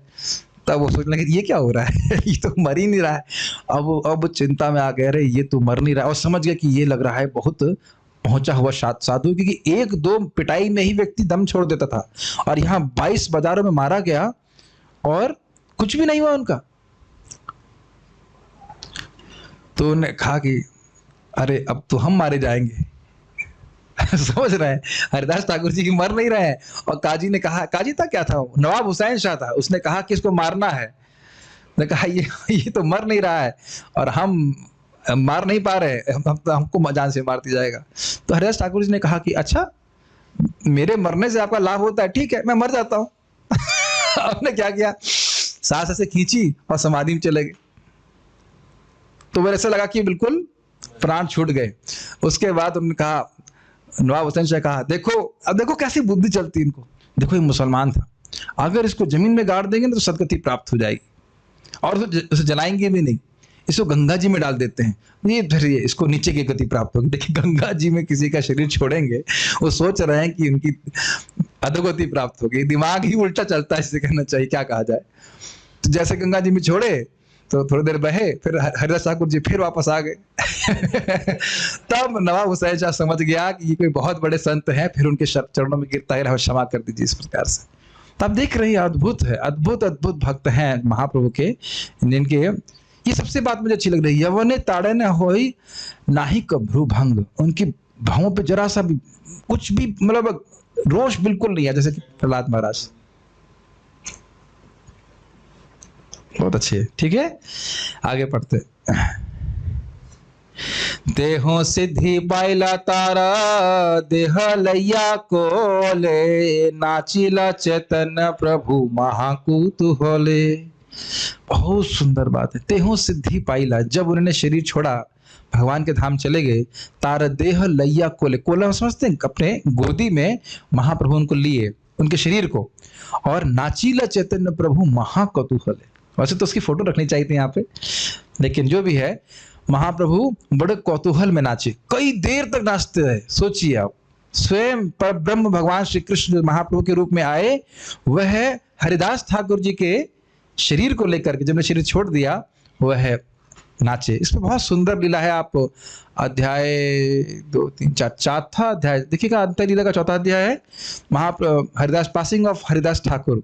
और बहुत सुंदर वो कहे कि महाप्रभु, मैं शरीर छोड़ने से पहले मैं चाहता हूं कि आपका सुंदर मुख देखता रहूं और आपका नाम उच्चारण करके ही मैं शरीर त्यागूं। तो महाप्रभु ने कहा कि कृष्ण आपकी इच्छा पूर्ण करेंगे। महाप्रभु का बहुत शैली बहुत सुंदर है। नहीं तीसरे ने ना बासिंग अवे ऑफ हरिदास ठाकुर, चौथा अध्याय, जहां तक मुझे स्मरण है, 11वां अध्याय, ठीक 11वां अध्याय होगा। तो बहुत सुंदर बात। तो वहां पे हरिदास ठाकुर जी, बहुत सुंदर वर्णन है कि सभी भक्त उनके आसपास होते हैं और वह महाप्रभु के चरण कमल को अपनी वक्षस्थल पे, छाती पे रख करके, और एक से भंवरा एक कमल के आगे मंडराता है, ऐसे उनकी आंखें महाप्रभु के सुंदर मुख को देख रही हैं, और श्री कृष्ण चैतन्य महाप्रभु ऐसे कहते कहते वो शरीर छोड़ देते हैं। तो सभी का स्मरण होता है किसका? भीष्म पितामह का, किस प्रकार से कृष्ण का दर्शन करते हुए उन्हें शरीर छोड़ दिया था। तो इस प्रकार से हरिदास ठाकुर जी का गुण है। और फिर महाप्रभु उनके शरीर को लेकर के नृत्य करते, कई देर तक, कई घंटों तक नृत्य करते रहते हैं। फिर भक्त लोगों को शांत करते हैं, फिर अपने हाथ से महाप्रभु उनको समाधि देते हैं। आप लोग में से कुछ लोग गए होंगे पुरी, नहीं गए? पुरी जाकर के आप हरिदास ठाकुर जी की समाधि का दर्शन कर सकते हैं। वहाँ पे महाप्रभु स्वयं उसमें इकट्ठा किया जाता है और सभी भक्तों को बोलते हैं कि आप उसमें मिट्टी डालिए, ऐसे समुद्र की मिट्टी डालिए, तो वहाँ पे ऐसे। और फिर महाप्रभु जो सन्यासी का आंचल होता है ना, उसको लेकर के आनंद बाजार, जो पुरी का, आप लोग पुरी गए होंगे, आप लोग तो गए होंगे, गरीब है ना बेचारा, पैसा नहीं ना। हाँ, आप लोग तो 5 साल के हैं, अपने आप तो जा नहीं सकते, मेरे को लेके जाना पड़ेगा। फोटो कौन सी? अब ऐसे तो अभी नहीं दिखा पाऊंगा, लेकिन बहुत सुंदर है। हमारे अनीश प्रभु ने कहा कि फोटो भेजी उन्होंने, वाह। चलिए, हमारे जो लेकिन उसको PDF भेजते तो मैं दिखा पाता, या दिखा सकता हूँ शायद। 1 मिनट, हाँ, ये दिखाने का प्रयास करते हैं। अभी सब भक्तों को दिख रहा है किस प्रकार से महाप्रभु नृत्य कर रहे हैं हरिदास ठाकुर को, उनके शरीर को उठा करके, और सभी भक्त कीर्तन कर रहे हैं पुरी में। ठीक है, बहुत सुंदर फोटो है। तो इस प्रकार से महाप्रभु कर रहे थे। हाँ, हम बात कर रहे थे फिर क्या, महाप्रभु अपना आंचल नहीं बोलेंगे ना, अपना सन्यास का जो आगे वाला भाग होता है, उत्तरी कह लीजिए, जो भी कहे, लेकिन उत्तरी की तरह नहीं पहनते, उसको आगे से कपड़ा रहता है, भिक्षा मांगने के लिए रहता है। तो महाप्रभु अपने हाथों से जाकर के आनंद बाजार में जा रहे हैं, कह रहे हैं कि आज हरिदास ठाकुर जी का तिरुभाव हुआ है, तो आप सब लोग मुझे प्रसाद की भिक्षा दीजिए। बताइए, जो श्रीपति हैं वह अपने भक्त के लिए इस प्रकार से प्रसाद की भिक्षा मांग रहे हैं। बड़ी ही मार्मिक प्रसंग है, बहुत अच्छे प्रसंग है। तो फिर भक्त लोग कहते हैं नहीं नहीं आप, और सब लोग बड़े उद्यत हो गए, भाई महाप्रभु मांग रहे तो कौन नहीं देगा, तुरंत प्रसाद देने लगे। तो भक्तों ने कहा नहीं आप रहने दीजिए, हम लोग प्रसाद ग्रहण करेंगे, मतलब इकट्ठा करेंगे और फिर वितरण करेंगे। तो इस प्रकार से वहां पे महाप्रभु कहते हैं जिसने भी आज इस महोत्सव में भाग लिया है, जिसने भी हरिदास ठाकुर जी के समाधि के ऊपर मिट्टी डाली है, ऐसे बहुत सारे कार्य, और जिसने भी प्रसाद ग्रहण किया है, सभी को ऊपर कृष्ण की कृपा होगी। देखिए ये बहुत सुंदर बात मुझे लगती है चैतन्य चरितामृत की, कि लीलाएं बहुत गंभीर तो हैं, समझ में आती हैं लीलाएं, और फल क्या है, कृष्ण प्रेम की प्राप्ति। बहुत सहज, बहुत ज्यादा फिलॉसफी, कठिन फिलॉसफी नहीं है। अब कठिन फिलॉसफी तो हम पार कर गए एक तरह से शुरुआत के अध्याय। अब आप देखेंगे सारा कुछ लीला ही है, और बहुत ही आस्वादनीय लीला, इतनी सुंदर लीला है कि मन करता है कुछ और पढ़ा ही नहीं जाए। तो मैं कृष्ण बुक पढ़ने की सोचता हूँ, लेकिन चैतन्य भागवत, चैतन्य चरितामृत छोड़ी नहीं पा रही, छोड़ी नहीं जा रही, क्या करा जाए, बहुत सुंदर। ठीक है, सोचिए भगवान स्वयं उनको शरीर को उठा के नृत्य करते हैं। ठीक है, ओके, आपने पिक्चर्स सेंड करी हैं, धन्यवाद। लेकिन अभी हम कल से प्रयास करेंगे कि कुछ पिक्चर्स पहले ही हम इसमें डाल दें ताकि लोग देख पाए। कुछ और फोटो भेजे हैं, देखें क्या भेजे हैं, कहाँ भेजे हैं, मुझे नहीं पता कहाँ भेजे, तो इसमें नहीं आ रहा है। ठीक है, ओके। तारा लीला वर्णिया छेन वृंदावन दास, जेबा अवशिष्ट आगे करीब प्रकाश। उन हरिदास ठाकुर जी की लीला का वर्णन श्रीला वृंदावन दास ठाकुर ने चैतन्य भागवत में किया है, और जेब अवशिष्ट जो रह गया उसका वर्णन मैं आगे प्रकाशित करूंगा, अर्थात अंत्य लीला में हम श्रवण करने वाले हैं। तारा उपशाखा जत कुलीना ग्रामी जाना, सत्यराज आदि तारा कृपार भाजन। ये बड़ा रोचक है। सत्यराज इत्यादि ये कुलीन ग्राम वहां पे स्थान है नवद्वीप में, तो वहां के लोग सब इनके द्वारा प्रचारित हुए थे हरिदास ठाकुर जी। तो इसलिए कह रहे हरिदास ठाकुर जी मुख्य शाखा, और इन सबकी शाखा ही सब कुलीन ग्रामवासी थे। तो ये एक बड़ा रुचिकर, इनको क्या सेवा दी महाप्रभु ने कि आप लोग रेशम की रस्सियां लाएंगे। वह क्यों लेके आएंगे, अब जगन्नाथ जी को उठाते हैं उसके लिए, रथ यात्रा के लिए, तो रेशम की रस्सी से बांध करके लाते हैं, है कि नहीं। तो वो रस्सी बना करके लाने की सेवा इन कुलीन ग्रामवासियों की थी। इस संबंध में कुलीन ग्रामवासी भी, इनकी एक अलग कीर्तन पार्टी हुआ करती थी। जब रथ यात्रा होती थी तो इन सबकी एक अलग पूरा कीर्तन पार्टी होती थी, वो लोग कीर्तन करते थे। वह सब श्रवण करेंगे आप लोग धीरे धीरे करके। 7 पार्टियां होती थी, तो उसमें एक पार्टी कुलीन ग्रामवासियों की हुआ करती थी। इनकी महाप्रभु से के साथ एक बहुत सुंदर लीला हुई। ये लोग सब गृहस्थ थे, और आकर के कहे कि 2 प्रश्न किए थे हमने, एक ही प्रश्न था कि हम तो गृहस्थ हैं, तो हमारा उद्धार कैसे होगा, कैसे हमारा उद्धार होगा। तो महाप्रभु ने 2 बातें बताई। एक कहा सॉफ्टवेयर इंजीनियर, और नहीं, और ने कहा स्टॉक्स में अगर पैसे लगाओगे और सॉफ्टवेयर इंजीनियरिंग करोगे तो निश्चित तुम्हारा उद्धार कृष्ण जरूर करेंगे, अवश्य कृष्ण करे, अचिरात तुम्हारे कृष्ण पावे रे चरण, बहुत जल्दी तुम्हें कृष्ण के चरणों की प्राप्ति होगी। ये उत्तर दिया नहीं, ऐसा नहीं बोला। उन्होंने कहा कि भगवान का नाम निरंतर लीजिए और वैष्णवों की सेवा कीजिए।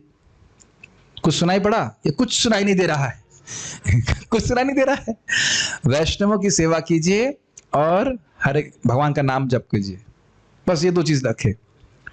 और उन्होंने कहा, अब प्रश्न बनेगा, हरि नाम तो समझ में आ गया, लेकिन प्रश्न बनेगा कि वैष्णव कौन। तो उन्होंने कहा कि जिसके मुख से एक बार भी नाम उच्चारण सुने तब उन्हें वैष्णव जानिए। अगले साल फिर कुलीन ग्रामवासी आए, कहा वैष्णव कौन। तो ने कहा कि जो बार बार नाम उच्चारण कर रहा है, निरंतर नाम उच्चारण कर, वो वैष्णव है, मतलब आप थोड़ा सुपीरियर वैष्णव। और अगले साल फिर आए तो कहते फिर वैष्णव कौन। तो ने कहा कि जो अपने प्रभाव मात्र से दूसरों को हरि नाम करने करा सके वह है वैष्णव, मतलब सर्वश्रेष्ठ वैष्णव हो गया। तो भिन्न भिन्न कैटेगरी होगी वैष्णव की। और एक और बात उन्होंने बताया कि वैष्णव का आचरण क्या होना चाहिए, असत संग त्याग यही वैष्णव आचार। ये मुख्य बात है, असत का त्याग करना। इस समय बोले क्या था, असत्संग त्यागे ये वैष्णवाचार, स्त्री संगी एक असाधु कृष्ण भक्त आर। असत संग त्याग यही वैष्णवाचार्य। वैष्णव का आचरण ये है कि वे असत को त्यागे, जो अशाश्वत है, जो भगवान की भक्ति से अलग है, विमुख है, ऐसे लोगों का संग वो ना करे। ये वैष्णव का आचरण है। बस देखिए, एक सिंपल सी लाइन अगर जीवन में हम उतार लें तो बहुत तीव्र प्रगति होगी। तो उसका भाई क्या है असत संग? तो कहते हैं स्त्री संगी, जो व्यक्ति स्त्रियों में आसक्त हैं, भोगी लोग हैं। और एक, अच्छा देखिए बात, बोला जा रहा है गृहस्थ को, तो ये नहीं कहा जा रहा है कि गृहस्थ भक्त जो है वो असत्संग हो गए, कुछ ग्रहण कर रहे हैं। जो भोगों में प्रवृत्त हैं, जो असत्संग समझ रहे हैं, स्त्रियों में फंसे हुए हैं, दुष्चरित्र वाले हैं, एक वो असाधु हो गए। और दूसरे क्या हो गए? कृष्ण अभक्त आर, जो मायावादी हैं, जो भगवान को निराकार मानते, ऐसे लोगों को संग करना से असत्संग होता है। अब इसकी गलत व्याख्या सुनेंगे आप, गलत व्याख्या भी सुन लीजिए। असत्संग त्याग ए वैष्णवाचार, ये तो समझा गया। असत्संग त्याग करना चाहिए वैष्णव को। स्त्री संगी एक, अब जो सहजिया लोग क्या कहते हैं, जिसके पास केवल एक ही स्त्री है उसका संग नहीं करना है, वो असत्संग है। इसलिए वो बहुत सारी स्त्रियां रखते हैं। देखो महाप्रभु ने क्या कहा है, स्त्री संगी एक, जिसके पास केवल एक ही स्त्री है वह खराब व्यक्ति, उसका संग नहीं करना। इसलिए बहुत सारी स्त्री रखना ही जरूरी है वैष्णव के लिए। और आप आश्चर्य करोगे, ऐसी बात स्वीकार करके संप्रदाय के संप्रदाय भी बन रहे हैं। ये सब मैं अपने मन से नहीं बोल रहा हूँ, ये सब टीका में लिखा हुआ है। इस प्रकार की बातें ऐसा प्रचार करते हैं, जो व्यक्ति एक ही स्त्री रखता है वो बहुत खराब व्यक्ति, वो भगवान का भक्त नहीं है। लेकिन ये व्याख्या नहीं, व्याख्या यही है, स्त्री संगी एक असत संगी है, असत व्यक्ति है, और जो भगवान के भक्त नहीं है, मायावादी लोग हैं, वह भक्त हैं। तो इस प्रकार से कुलीन ग्रामवासी महाप्रभु को बहुत प्रिय थे, और उसमें सत्यराज मुख्य व्यक्ति है वहां पे। बहुत सुंदर। श्री मुरारी गुप्त शाखा प्रेम भंडार, प्रभु हृदय द्रव सुनी दैन्य जहार। श्री मुरारी गुप्त एक और शाखा है जो प्रेम के भंडार हैं, और उनके हृदय के प्रभु हृदय दबे सुनी दैन्य जहार, उनके दैन्य को सुन करके प्रभु का हृदय द्रवित हो गया। इस संबंध बहुत सुंदर लीला है। मुरारी गुप्त एक बार आए और नित्यानंद प्रभु और महाप्रभु दोनों खड़े थे वहां पे। तो पहले महाप्रभु को प्रणाम किया, तो महाप्रभु कहें ये आपने क्या किया? नित्यानंद प्रभु तो मेरे बड़े भाई हैं, पहले आपको उनको प्रणाम करना चाहिए था, फिर आपको मुझे प्रणाम करना चाहिए था। आप पहले मुझे प्रणाम कर रहे हो, उसके बाद उनको प्रणाम कर रहे हो, ये क्या रीति है? तो भक्त भी देखो कैसे उत्तर देते हैं, कहते हैं कि भगवान आप तो हमारे हृदय में हैं, जैसे आपने प्रेरणा दी वैसे मैं करूंगा। तो फिर रात्रि में मुरारी गुप्त को सपने में आते हैं चैतन्य महाप्रभु, और बलराम जी और कृष्ण के रूप में। तो उनको समझ में आ जाता है कि नित्यानंद प्रभु जो है वो बलराम जी हैं, बड़े भाई हैं, तो पहले उनको प्रणाम करना चाहिए। तो फिर अगले दिन आए तो नित्यानंद प्रभु को पहले प्रणाम किए, फिर भगवान चैतन्य महाप्रभु को प्रणाम किए। तो इसीलिए मैं पहले जब गौर नेता जी के सामने जाता हूँ, उन्हीं का अनुगमन करते हुए पहले नित्यानंद प्रभु को प्रणाम करता हूँ। नित्यानंद नमस्तुभ्या प्रेमानंद प्रदायिने कलौ कलमश नाशाय जहान्वपति नमः। और फिर महाप्रभु को नमो महावदन्याय कृष्ण प्रेम प्रदायते कृष्णाय कृष्ण चैतन्य नामने गौर तुसे नमः। तो आप देख रहे हैं कितना सूक्ष्म विचार है भक्ति का। We cannot remain gross in bhakti if you hear these pastimes. समझ रहे, gross हमें कुछ पता नहीं, बुद्धू की तरह, भोंदू की तरह भगवान। We learn how to deal with Krishna. महाप्रभु को क्या पसंद है क्या नहीं पसंद है, वे हम सब लीला से सीखते हैं, वैष्णवाचार सीखते हैं। इसीलिए सब सीखना चाहिए। लेकिन आप लोग गरीब लोग हैं, नौकरी भी नहीं मिली, तो चैतन्य भागवत कैसे खरीदेंगे, है कि नहीं?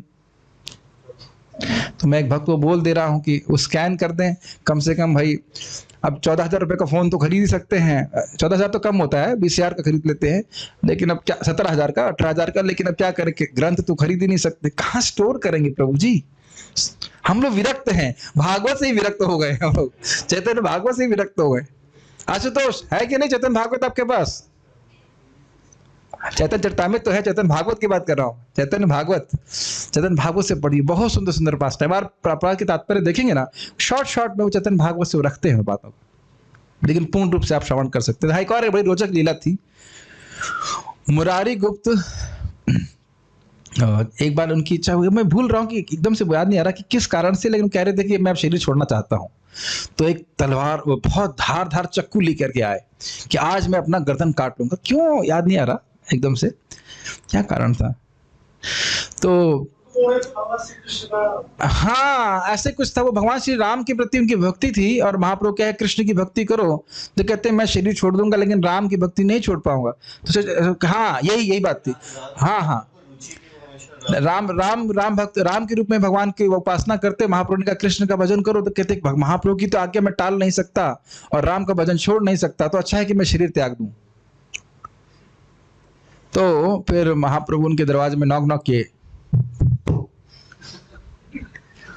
उन्होंने कहा मुरारी गुप्त वो चक्कू कहाँ है?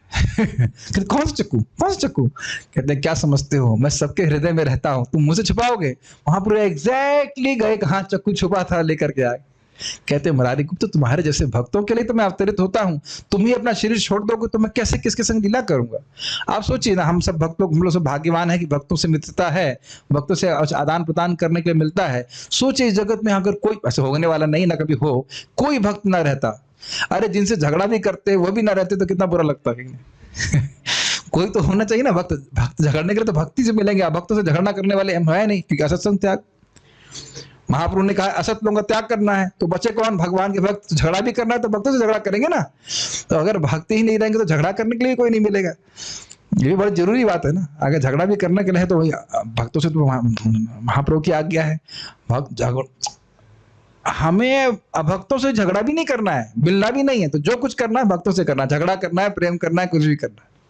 खैर झगड़ा नहीं करना चाहिए, लेकिन हम बात कर रहे थे तो इस प्रकार से महाप्रभु कह रहे हैं कि आप ये देख रहे हैं कि एक एक भक्त को भगवान कितना प्रेम कर दे, एक एक भक्त महाप्रभु के लिए कितना प्रिय है, कितना उनसे वो ही सो पर्सनल।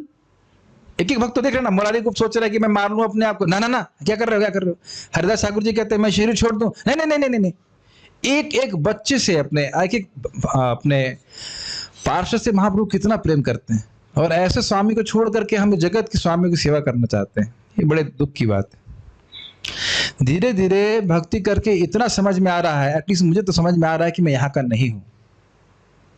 अच्छा प्रभु जी क्या कोई दिव्य पुरुष है? अरे आप भी उतने ही दिव्य हैं, कोई मैं अलग थोड़ी ना हूं, आप भी भगवान के अंश हो, मैं कोई अलग थोड़ी ना हूं।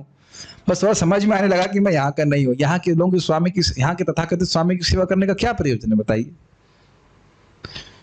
तो इस प्रकार से मुरारी गुप्त जी के बारे में हमने सुना। आगे बढ़ते हैं। क्लास हम आज 8:30 बजे तक करेंगे, मूड में है। अगर किसी को थकान हो रही है तो पानी पी लीजिएगा, जो कुछ भी कीजिएगा, जाने भी नहीं दूंगा, ठीक है कि नहीं?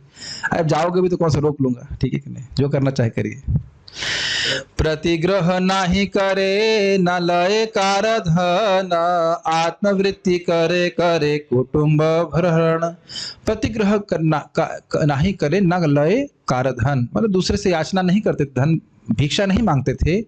आत्मवृत्ति करे, वो एक्चुअली वैद्य थे। वैद्य वृत्ति समझते हैं? आत्मवृत्ति मतलब जिस परिवार में जन्म ली उसी वृत्ति को वह ग्रहण किए थे, तो वैद्य थे, और वह अपने कुटुंब का, अपने परिवार का भरण करते थे। चिकित्सा करे ना जारे हैया सदय, देह रोग भाव रोग दुही तारस है। तो लोगों की वह चिकित्सा कर दे, क्योंकि वैद्य थे, दयापूर्वक, और देह का रोग, जो दवा देकर के देह का रोग मिटाते, और कृष्ण भावना मतलब भक्ति देकर के भाव रोग मिटा दिया करते थे। इस प्रकार से दोनों का क्षय कर देते। तो इस प्रकार से हमने श्रीला मुरारी गुप्त के बारे में श्रवण किया। श्रीमान सेन प्रभुर सेवक। मुरारी गुप्त के बारे में और कुछ याद आ रहा है क्या? हनुमान जी तो है, एक और, हाँ एक और लीला याद आ रही है जहां तक बचे। हाँ एक और लीला थी जहां तक मुझे याद आ रहा है उन्हीं के बारे में। हाँ एक बार ये राजा की चिकित्सा करने के लिए गए, जो मुसलमान राजा रहा होगा, जो कुछ भी, और वहां उनका सेवक, वो जो मोर पंख होता है ना, मोर पंख को ऐसे झल रहा था। उसको देख करके उनको कृष्ण की स्मृति हो गई, तुरंत वो बेहोश हो गए। तो राजा को कहा क्या हो गया, क्या हो गया आपको? नीचे गिर पड़े बहुत जोर से। तो उन्हें क्या हो गया? तो बोले नहीं नहीं, वो मुझे मिर्गी हो जाती है कभी कभी। ऐसे करके ना छुपा लिया अपनी बात को। लेकिन राजा समझ गया कि ये महान व्यक्ति है, मिर्गी का कोई अटैक नहीं पड़ा है, यहाँ पे तो भक्त हैं। ऐसे बहुत सारे मुरारी गुप्त के लीला है। और एक जगह और है कि महाप्रभु एक दिन भगवान विष्णु के आवेश में थे, और ये मुरारी गुप्त गरुड़ जी बन गए, गरुड़ के अवयश में हो गए और महाप्रभु को अपने कंधे में बिठा करके चक्कर मार रहे थे। इस प्रकार के लिए चैतन्य भागवत में वर्णन है। बहुत अच्छा है कि मुझे भगवान की कृपा से कुछ स्मरण हो रहा है। आज मैं मूड में था इस तरह से कि जितना मैंने पढ़ा है, जितना मुझे याद है मैं बताऊंगा, जितना नहीं याद है सो तो कुछ नहीं कर सकते। श्रीमान सेन प्रभुर सेवक प्रधान, चैतन्य चरण बिनु नाही जान आन। श्रीमान सेन नाम के प्रभु के मुख्य प्रधान सेवक थे और चैतन्य महाप्रभु के चरणों के बिना वह कुछ और नहीं जानते थे। इनके बारे में कुछ है, मैं तात्पर्य नहीं, मेरे पास किताब नहीं है, कोई किताब लेके आ सकते हैं क्या माता जी के पास से? इसमें कुछ लिखा है? नहीं, मेरे पास से कुछ तात्पर्य मैंने नहीं लिखा ना इसमें। ठीक है। नवदीप के निवासी थे और चैतन्य महाप्रभु के मित्र। हाँ, इतने बताया था। श्री गदाधर दास शाखा सर्वोपरि, काजीगढ़ मुखे यह बोलाइला हरि। ये बहुत रुचिकर है, बहुत आपको सुख मिलेगा इसमें। महाप्रभु की शाखा में गदाधर दास नाम की शाखा सर्वोपरि, बहुत सबसे ऊंची थी और काजी के मुख से भी उन्हें हरि नाम बुला। ये बड़े रुचिकर है, पहले भी बता चुका हूं ये, लेकिन बड़ा आनंद आता सुनने में। गदाधर दास जो हैं ये नित्यानंद प्रभु के पार्षद भी हैं और मतलब ये शक्ति तत्व में भी आते हैं और इधर द्वादश गोपाल में भी आते हैं। बड़ा मतलब उनका, मैं भूल रहा हूँ क्या लिखा है इसमें, स्वरूप के वर्णन के बारे में कुछ लिखा है? जो भी है, जब तक हम लीला सुना रहे तो तक आप पढ़ लीजिएगा, उसको मुझे बताइएगा फिर। तो कह रहे थे यहाँ पे कि एक बार गदाधर दास जी एक काजी के पास गए और काजी बहुत खतरनाक था, बहुत क्रूर था, और भी रात्रि में गए जब वो सो रहा था और घर में घुस के उसका कॉलर पकड़ लिए, कॉलर में ऐसे कस के पकड़े, ए काजी, अगर तूने आज हरि का नाम नहीं लिया तो तेरी गर्दन काट दूंगा। और काजी ऐसे ही बहुत गुस्से वाला था, तो पहले तो बहुत क्रोधित हुआ, लेकिन गदाधर के आवेश को देख करके वो ठंडा हो गया। बोला, गदाधर मैं हरि का नाम कल बोलूंगा। तो नाचने लगे वहां पे, ओ तुमने हरि का नाम ले लिया, तुमने हरि का नाम ले लिया, तुम्हारे करोड़ों जन्मों के पाप नष्ट हो गए। तो इस प्रकार से हम देख सकते हैं कि महाप्रभु के पार्षद एकदम निर्भय, ये पानी में बैठ जाते, 3-3 दिन गंगा जी में बैठे रहते, या फिर कभी इनको गोपी का भाव आ जाता कि ऐसे कुछ पानी का मटका लेके चलेंगे, फिर कहेंगे अरे कोई मट्ठा लेगा, कोई मक्खन लेगा, ऐसे करके। तो ये बड़े ही अद्भुत भक्त थे गदाधर दास, इस प्रकार के भक्त थे। हाँ, नित्यानंद प्रभु और गौर हरंग प्रभु दोनों के पार्षदों के बीच में आते हैं। मतलब इधर गोपियों की तरफ से भी इनको भाव रहता है और हाँ राधा रानी की तरफ से भाव रहता है, और इधर भगवान के पार्षदों की तरफ। अरे सुंदर सुंदर भक्त हैं। काश हमारा भी कॉलर पकड़ लेते गदाधर दास जी, तो हम तो बोल देते भाई हमको शुद्ध नाम उच्चारण करवा दीजिए। तो देखिए ये ऐसे वैष्णव है ना कि बस एक बार सर पे हाथ रख देंगे तो आप शुद्ध भक्त हो जाओगे। इसका प्रमाण है बृहद भागवतामृत में भी, जब वह अपने शिष्य को देखते हैं गोप कुमार की नाम उच्चारण कर रहा है, मंत्र बोल रहा है, फिर भी प्रेम नहीं उत्पन्न हो रहा, तो बस सर पे हाथ रख देते हैं, बस हो गया सारा काम खत्म।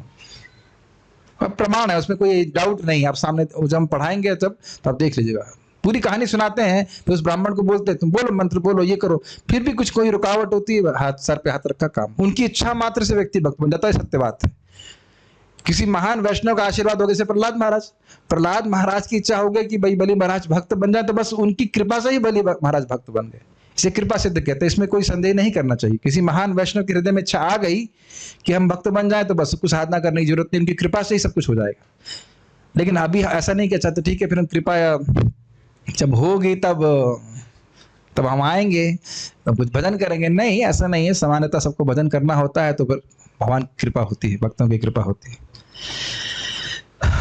इस प्रकार के भक्त हैं। इनका देखिए एक और बात ध्यान देना चाहिए, शायद आपने भूल गए होंगे कि जिस व्यक्ति का आप स्मरण करते हैं उसको, मुझे बहुत गंभीर और सीनियर वैष्णव ने बताया इस बात को कि उनका 1% पुण्य आपको मिल जाता है। अब गदाधर दास जी का कितना भक्ति का खजाना है, आप उसकी कल्पना नहीं कर सकते ना। शिवानंद सेन जी अब इनके बारे में पढ़ने वाले हैं, और इसीलिए इन वैष्णवों का स्मरण किया जा रहा है यहाँ पे। इनका श्रवण करने से, जैसे मैं कुछ बोल रहा हूँ उनके बारे में, गुणगान कर रहा हूँ, तो भगवान बहुत प्रसन्न होते हैं। आपने कल सुना था ना, उत्तम श्लोक चरित्र मतलब भगवान के भक्तों का भी गुणगान, और वो ज्यादा अच्छा होता है। ठीक है, शिवानंद सेन प्रभुर भृत्य अंतरंग, प्रभु स्थाने जाइते सबे लय नजार संग। इससे पहले मैं आगे जाऊं, देखिए हम लोग तो हमेशा बाह्य चेतना में रहते हैं, है कि नहीं? अपने को देह मानना, अपने को देह ना मानना ये बहुत कम होता है कि नहीं? कुछ जब करते हैं, बस भक्ति करते, थोड़ा थोड़ा भावना आती है कि हम देह नहीं है। फिर 9 बजता, घंटी बजती, टिन टिन टिन टिन, महाप्रसाद बोलते ही याद हम भूल जाते हैं, अरे हम तो भगवान के दास हैं सब।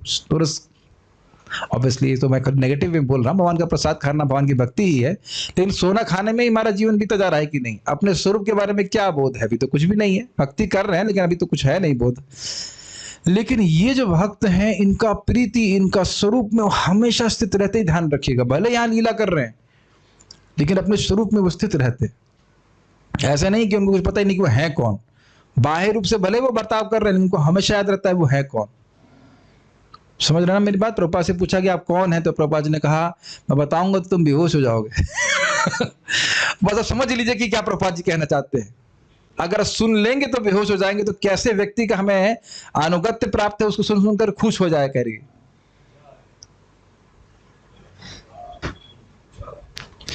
तो शिवानंद सेन के बारे में हम बोल रहे हैं। शिवानंद सेन प्रभुर भृत्य अंतरंग। शिवानंद सेन गृहस्थ आश्रम में थे लेकिन अंतरंग पार्षद थे, और इन्हीं के बेटे कवि करुणापुर हुए, जिन्होंने सभी गौर पार्षदों के बारे में बताया कि वह कृष्ण लीला में उनका स्वरूप क्या था। तो शिवानंद सेन, प्रभु स्थाने जाइते सबे लय न जार संग। जितने भी वैष्णव थे वह सब, नवद्वीप के वैष्णव 4 महीने, जितने तो नहीं कह सकते लेकिन प्राय सभी लोग 4 महीने के लिए कलकत्ता कहाँ से आ गए, नवद्वीप से पुरी आके रहते थे। 4 महीना, मैं समझता हूँ कि 1 महीना तो आने में लगता था, जहां तक मैं समझ रहा हूँ, पैदल चले गए, और 1 महीना जाने में लगा, और 4 महीने वहां पे रहे, तो 6 महीना खाली काम करते थे। ये गृहस्थों का आचरण है। कोई यहाँ पे एक मिनट देख लेता हूँ, जूम पे गृहस्थ हैं क्या? अरे बहुत सारे गृहस्थ हैं यहाँ तो केवल 6 महीना काम करना है और 6 महीना आपको केवल भक्ति करनी है, ये स्टैंडर्ड है। तब तो गृहस्थ में जाओ, नहीं तो फिर क्या जरूरत है। लेकिन हमारे एक बार लीला पुरुषोत्तम प्रभु बोल रहे थे कि मेरे मन में जिज्ञासा आती है कि ये गृहस्थ लोग करते क्या थे। वर्क फ्रॉम होम तो था नहीं उस समय कि भाई पूरी में गए या सॉफ्टवेयर चला रहे हैं, वो अभी नहीं था। तो करते क्या थे कि 6 महीना हो गया ना, 6 महीना कुछ कर ही लेना, भक्ति ही कर रहे हैं, और बाकी 6 महीने वो कार्य करते थे। तो खैर जो भी रहा हो, अब जैसे भी करते हो, कौन जाने, हम तो नहीं जानते इस बारे में। लेकिन वो अब क्या, उनका सेवा क्या थी। अब देखिए अच्छा, एक और बात ध्यान रख रहे हैं, जैसे हमने अवतारों के बारे में सुना, उनके स्वरूप के बारे में सुना, उनके तटस्थ लक्षणों के बारे में सुना, हर भक्त के यहाँ बारे में सुन रहे हैं। और क्या सुन रहे हैं कि उनकी सेवा क्या थी विशेष, देख रहे हैं आप। अब इनके बारे में भी हम कुछ चर्चा करेंगे। मुझे बहुत लोभ होता है इन सब लीलाओं को डिटेल में पढ़ाने का। अभी तो हम खाली आप लोगों को दिशा निर्देश कर रहे हैं। तो सारे भक्तों को लेके आते, उनका खाने का खर्चा, उनके रहने का खर्चा, और उनका जो ट्रैवलिंग एक्सपेंस, सब कुछ वो वहन करते, वो काफी धनाढ़ थे। और शिवानंद सेन जी बहुत रोचक लीला है। एक प्रद्युम्न ब्रह्मचारी नाम के भक्त थे। तो शिवानंद सेन ने सुना कि इनके हृदय में महाप्रभु आविर्भूत होते हैं। तो ने कहा कि कैसे विश्वास किया जाए। तो बहुत भीड़ लगी हुई थी, प्रवचन कर रहे थे प्रद्युम्न ब्रह्मचारी, और उन्होंने वहीं पे जाके खड़े हो गए, कहा कि यदि ये मुझे बुलाते हैं, कुछ बोल नहीं रहे थे, खाली सोच रहे, यदि ये मुझे बुलाएंगे तो मैं समझ लूंगा कि महाप्रभु उनके हृदय में, तभी तो मेरी बात जानेंगे। तो प्रद्युम्न ब्रह्मचारी उनसे कहते हैं, जाओ वहां पे शिवानंद सेन खड़े हैं, उनको बुला के लेके आइए। एकदम अद्भुत लीला है चैतन्य चरितामृत में। और फिर उन्होंने कहा कि दूसरा टेस्ट लेने के लिए कहा कि यदि ये बताएंगे कि मेरा गुरु मंत्र क्या है, जो मैं गुप्त रूप से बोल रहा हूं, वह अगर बताएंगे तब मैं मानूंगा कि ये स्वयं महाप्रभु उनके हृदय में है। तो उन्होंने कहा कि आप गौरांग ऐसे करके गौरांग मंत्र का उच्चारण आप करते हैं। तो वह समझ गए कि ये स्वयं महाप्रभु उनके हृदय में। ये तो शिवानंद सेन के बारे में है। अच्छा, एक और सुनिए, ये बड़ी रुचिकर है, नित्यानंद प्रभु और शिवानंद सेन के बीच में।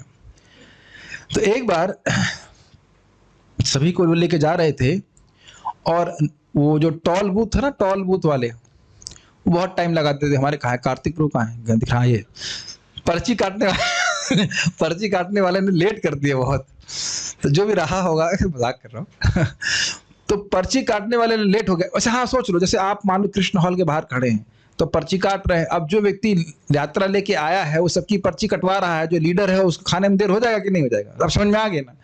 तो टॉल वाले ने लेट कर दिया, तो नित्यानंद प्रभु के लिए खाने की व्यवस्था हो नहीं पाई और रहने की व्यवस्था हो नहीं पाई। नित्यानंद प्रभु बड़े क्रोध में, जबकि नित्यानंद प्रभु अक्रोध परमानंद नित्यानंद रहा है, लेकिन लीला ऐसा कर रहे, कभी क्रोधित नहीं होते थे। एकदम गुस्सा होने लगे, गुस्सा में होके बोले, नहीं ये शिवानंद सेन मुझे आज भूखा मार देगा। बलराम जी भूखा मारेंगे? भूखा मार देगा, मेरे को भूखा मार दिया, मैं कहता हूं कि इसके सारे बच्चे मर जाएं। अब उसकी पत्नी ने सुना तो रोना चालू कर दिया, नित्यानंद गोसाई कह रहे हमारे बच्चे मर जाए। अब उनको तो विश्वास है नित्यानंद गोसाई तो प्रभु है, वो जो बोलेंगे सब कुछ हो जाएगा, सब रोना चालू कर दी। तो शिवानंद सेन आए, अरे मूर्ख, अरे मूर्खा बोले, अरे मूर्खा, हमने जो थोड़ा सा भी अपराध कर दिया, थोड़ा सा कष्ट नित्यानंद प्रभु को दे दिया तो अच्छा ही है कि हमारे सारे बच्चे मर जाएं। अगर कोई बच्चा मरा नहीं, सब आगे जाके बड़े अच्छे डिवोटी बने, लेकिन है बड़ी कौतुक लीला। ये फोटो अगर होता तो बहुत अच्छा लगता, लेकिन जो भी है नित्यानंद प्रभु, जो उसके बाद नित्यानंद प्रभु के सामने शिवानंद सेन जाते हैं और नित्यानंद प्रभु क्रोध में आकर के उनके छाती पे लात मारते। सोचिए कितनी सेवा कर रहे हैं, कितनी सेवा कर रहे हैं, सबका खर्चा वहन कर रहे हैं, लेकिन उनकी छाती पे नित्यानंद प्रभु लात मारती है। कितने खराब है ना नित्यानंद प्रभु। अच्छा आप बोलो नहीं आपके मारेंगे तो, लेकिन शिवानंद सेन जोर से नाचने लगे, क्योंकि आज आपने मुझे अपना सेवक स्वीकार किया है। देखिए ये थीम आप लोग दिमाग में घुसा लीजिए, क्योंकि चैतन्य चरितामृत में कई बार आप देखेंगे महाप्रभु किसी को डांट रहे हैं तो लगेगा अरे महाप्रभु तो कृपा नहीं कर रहे हैं, अरे वो जिसको डांट रहे हैं उसको अपना मान रहे हैं। ये समझ लीजिए, जब भगवान किसी को व्यक्तिगत रूप से दंड दे रहे हैं तो उसको अपना मानते नहीं, तो वो उपद्रष्टानुमंता की तरह न्यूट्रल रहते हैं। इसके लिए लालायित होते, जैसे मैंने सुनाया था ना आपको, अद्वैताचार्य जी पिटाई खाने के लिए पिटाई खाने के लिए मायावाद का प्रचार कर रहे थे और सम्मान करते थे महाप्रभु, तो उसको बिल्कुल अच्छा नहीं मानते थे। भेजे हैं, अच्छा देखते हैं अगर फोटो अच्छा होगा तो। ओ बहुत बड़ा फोटो भेज दिए प्रभु जी आप तो, इतना बड़ा फोटो तो सबको दिखाई पड़ेगा। नहीं दिखाई पड़ेगा, छोड़िए कोई बात नहीं, आपकी गलती नहीं, वो अवेलेबल नहीं होगा फोटो।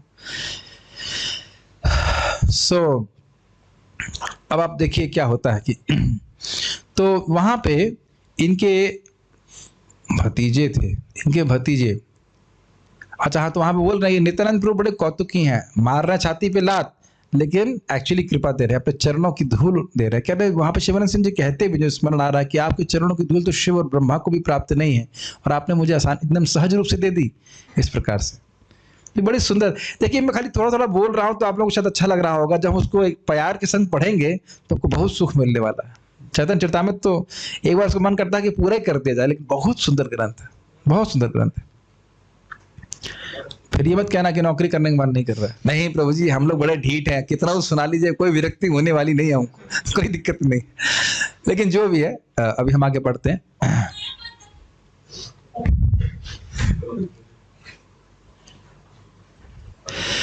तो हम क्या बात कर रहे थे, हाँ फिर श्रीकांत सेन इनके भतीजे रहे शिवानंद सेन के, तो उनको बड़ा खराब लगा।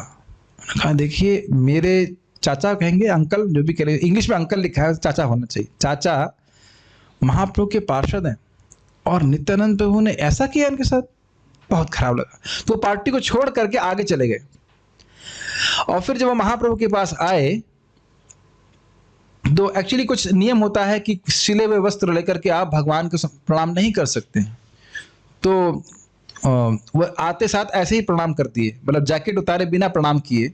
तो गोविंद जो महाप्रभु के पर्सनल सर्वेंट हैं, वो कहते हैं कि श्रीकांत पहले पेट बेडंगी, कुछ तो शब्द यूज करते हैं बंगाली में, कि उसको आप पहले जैकेट हटाइए उसके बाद प्रणाम कीजिए। लेकिन महाप्रभु ने कहा रहने दीजिए, इनका मन अभी शुद्ध है। तब श्रीकांत सेन समझ गए कि महाप्रभु अंतर्यामी है, समझ गए कि क्यों उसका मन शुद्ध है।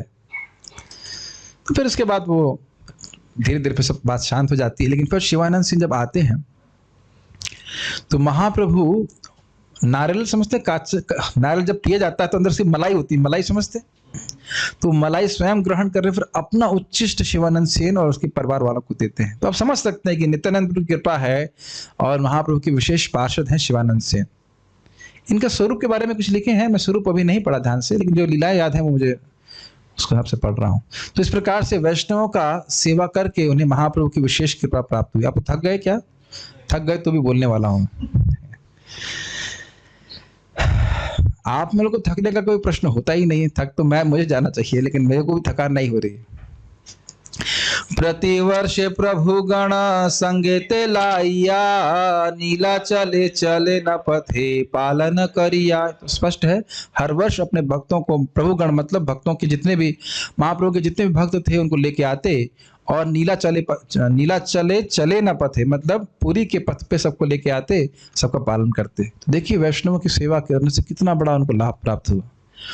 भक्त कृपा करेन प्रभु एति न स्वरूपे, साक्षात आविश और आविर्भाव रूपे। भक्तों पे कृपा करने के लिए भगवान 3 स्वरूप में प्रकट होते हैं। साक्षात मतलब जैसे आपको दिख रहे हैं, मैं आपको दिख रहा हूं, ऐसे साक्षात आ जाते। आवेश मतलब किसी भक्त के अंदर वो अपनी शक्ति को संचारित करते हैं, उसमें आवेशित होते। या आविर्भाव मतलब अन्य लोग नहीं देख पा रहे हैं लेकिन वो आविर्भूत हो गए, समझ रहे हैं। साक्षात मतलब सब लोग देख रहे हैं, भगवान महाप्रभु को देख रहे हैं। आवेश मतलब किसी भक्त के हृदय में आ गए, और आविर्भाव मतलब आविर्भूत हो रहे हैं, अन्य लोग नहीं देख, कुछ लोग देख पा रहे, कुछ लोग नहीं देख पा रहे। जैसे आविर्भाव को समझिए, जैसे कि कौन सी लीला थी वो, खीर, अरे वो दही चीड़ा फेस्टिवल में हो रहा था, रघुनाथ दास गोस्वामी, हाँ रघुनाथ दास गोस्वामी जी दही चीड़ा सबको खिलाए। तो नित्यानंद प्रभु दो दही चीड़ा का पॉट लिए हुए हैं, मटका लिए हुए हैं, और वो महाप्रभु को खिला रहे हैं और महाप्रभु को खिला रहे हैं, लेकिन वह सब लोग नहीं देख पा रहे, कुछ लोग देख पा रहे हैं। फिर नित्यानंद प्रभु यह भी देख रहे हैं कि महाप्रभु हर भक्त के मटके से खा रहे हैं। तो ये है आविर्भाव का सूचक, जिसमें भगवान को सब लोग नहीं देख पा रहे हैं लेकिन भगवान वहां पे हैं और लोग महसूस कर सकते हैं कि वहां भगवान है, लेकिन भगवान को देख नहीं पा रहे। लेकिन साक्षात का मतलब है साक्षात भगवान सामने, सभी लोग देख पा रहे हैं। तो इस 3 प्रकार से महाप्रभु अपने स्वरूप को प्रकट करके भक्तों पे कृपा करते हैं। साक्षात सकल भक्त देखे निर्विशेष, नकुल ब्रह्मचारी देहे प्रभुर आवेश। तो साक्षात में सभी भक्तों लोग, निर्विशेष मतलब विशेष कोई मतलब ऐसा नहीं था कि आप देख पाओगे ये नहीं देख पाएंगे, सभी लोग भगवान को देखते। नकुल ब्रह्मचारी के देह मतलब आवेश का मतलब उन ब्रह्मचारी के, मैंने व्याख्या किया था ना, नकुल ब्रह्मचारी के मतलब शरीर में वो प्रवेश कर जाते तो आवेश हुआ। और प्रद्युम्न ब्रह्मचारी तार आगे नाम छिला, नरसिंहानंद नाम प्रभु पाछे तो रखिला। तो ये नकुल ब्रह्मचारी, प्रद्युम्न ब्रह्मचारी नाम आगे रखने वाले हैं, उनका नाम हुआ, और नरसिंहानंद नाम भी, नरसिंहानंद ब्रह्मचारी आगे नाम हो, इनमें आवेश का उदाहरण दिया जा रहा है। तहाते हैला चैतन्य आविर्भाव, अलौकिक ऐछे प्रभुर अनेक स्वभाव। क्या इसका अनुवाद है? जरा मुझे दीजिए 1 सेकंड।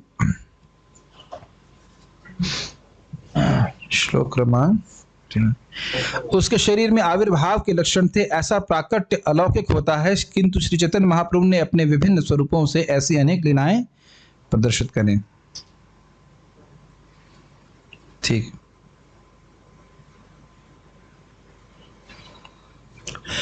आस्वादिला ए सब रस सेना शिवानंद, विस्तारी कहिबे आगे ए सब आनंद। इस सब रस को शिवानंद सेन ने आस्वादन किया। मैंने कुछ व्याख्या किया था और उसके बाद उसको विस्तार से मैं सब कहूंगा, इससे बहुत आपको आनंद प्राप्त होगा। मैं भी आगे विस्तार में कहूंगा जो हम आपको आगे पढ़ेंगे। शिवानंदेर उपशाखा तारा परिकर, पुत्र भृत्य आदि करी चैतन्य किंकर। शिवानंद सेन की जो उपशाखा थे, उनके जो परिकर थे, वो कौन थे? उनके पुत्र, उनके भृत्य, उनके सेवक आदि जितने भी थे वो सब चैतन्य महाप्रभु के किंकर यानी सेवक थे। चैतन्य दास रामदास और कर्णपुर, 3 पुत्र शिवानंदेर प्रभुर भक्त शूर। चैतन्य दास, रामदास और कवि कर्णापुर, ये 3 पुत्र शिवानंद सेन के हुए और ये शूर भक्त थे, मतलब भक्त, सर्वश्रेष्ठ भक्त थे इस प्रकार से।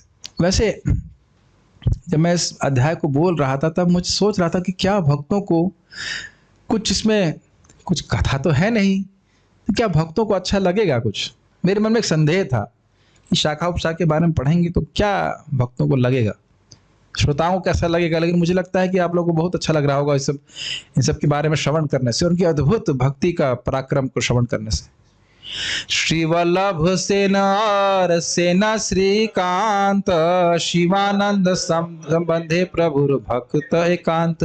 श्री वल्लभ सेन और श्रीकांत सेन शिवानंद के संबंध से महाप्रभु के एकांतिक भक्त हुए। प्रभु प्रिय गोविंदानंद महाभागवत, प्रभुर कीर्तनीय आदि श्री गोविंद दत्त।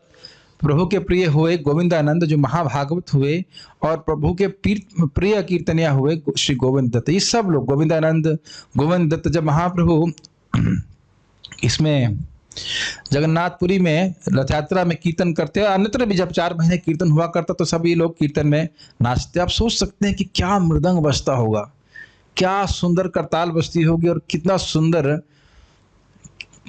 हर व्यक्ति प्रेम नाम गा रहा है। हर व्यक्ति, सोचिए अगर एक कीर्तन में एक व्यक्ति को कृष्ण प्रेम प्राप्त है तो कीर्तन क्या होगा। सोचिए, कल्पना कीजिए। आप देखिए ना कि कोई सीनियर महाराज लोग होते हैं, ये अच्छे भक्त हैं और कीर्तन करते तो हमारा पूरा मंगल आरती पूरी चार्ज कर देती है। अब देखिए थे उस दिन बेबी गोविंद महाराज जी कीर्तन कर रहे थे, एकदम उत्साह आ गया था, है कि नहीं। मैं सोच रहा था कि कितने समय बीत गया परम पूज्य लोकनाथ महाराज जी से मंगल आरती हम ऐसे डायरेक्ट नहीं सुने, बहुत समय बीत गया। नॉर्मल तक बीच में 2 महीने तो महाराज बीमारी हो गए थे, कोरोना के पहले ही महाराज बीमार हो गए। फिर उसके बाद मतलब कितना समय बीत जाता है ना। पिछले कब कार्तिक में आए थे, मुझे लगता है 2 साल 3 साल हो गया, 2 साल हो गया। कितना सुंदर महाराज कीर्तन करते हैं, सब भक्त नाचते हैं। और केवल नाचने की बात नहीं, मतलब एक बहुत सुंदर भाव होता है महाराज।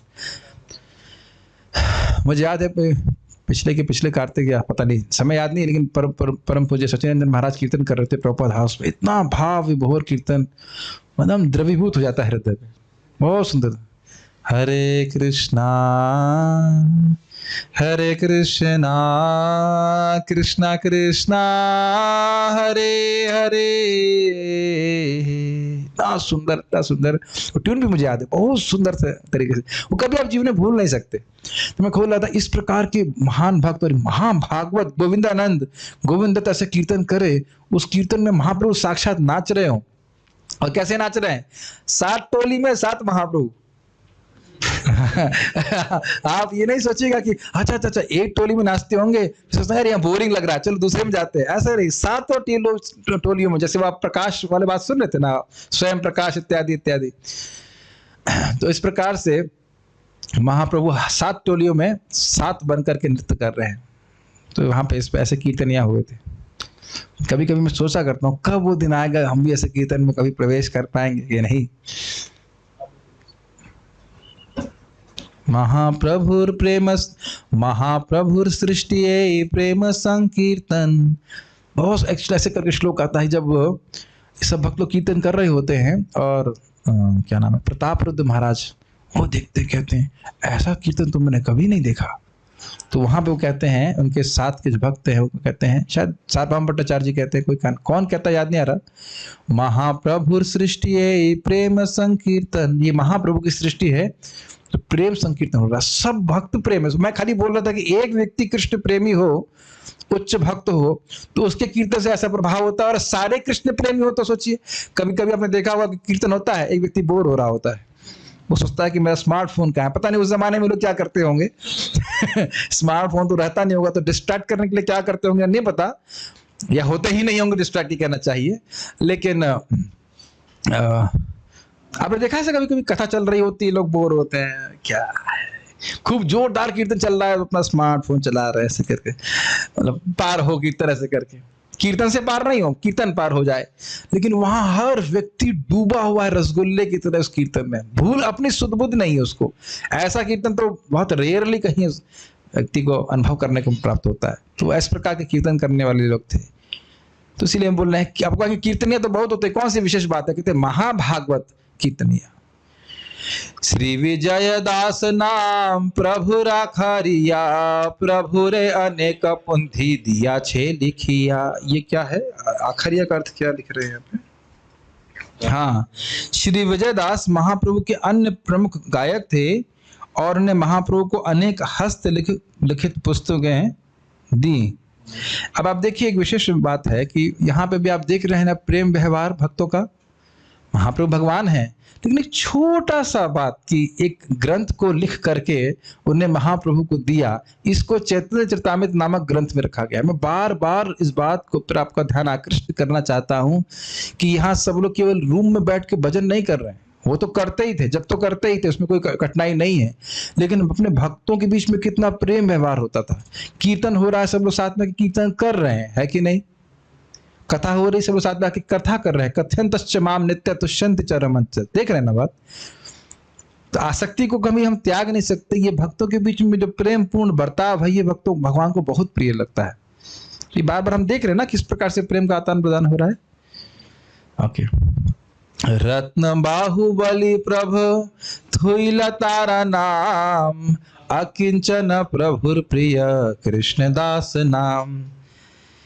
तो उन्होंने कहा विजय दास का नाम उन्हें रत्न बाहु लिख दिया, क्योंकि उन्होंने महाप्रभु के लिए बहुत सारी पांडुलिपियां लिखी थी। आजकल तो बहुत इजी होता, मान लो किसी भक्त का नाम आए, इन भक्त ने भगवान को प्रिंट आउट दिए प्रिंट आउट देने में कोई विशेष प्रेम नहीं है। या ये भक्त, अगर मान लीजिए डिजिटल वर्जन होता अभी चैतन्य चरितामृत का, तो कहते इस भक्त ने महाप्रभु के लिए स्लाइड्स बनाई या कुछ ईमेल लिखे, ऐसा कह सकते हैं। और ठीक ही है, कुछ जो भी सेवा हम लोग कर रहे हैं, लेकिन अपने हाथ से आप सोचिए ना, आप खुद सोचिए, आप लोग थोड़ा सोचिए, फिर विचार कीजिए, मनन करेंगे तो एक छोटी सी बात बड़ी अद्भुत लगेगी कि आप कुछ लिख रहे हैं। आज आप एक पेज, कितने दिनों से पेन नहीं उठाया आप लोगों ने? कितने दिनों से पेन नहीं उठाया है? पेन पेन पेन समझते हैं पेन क्या होता है? पेंसिल याद है?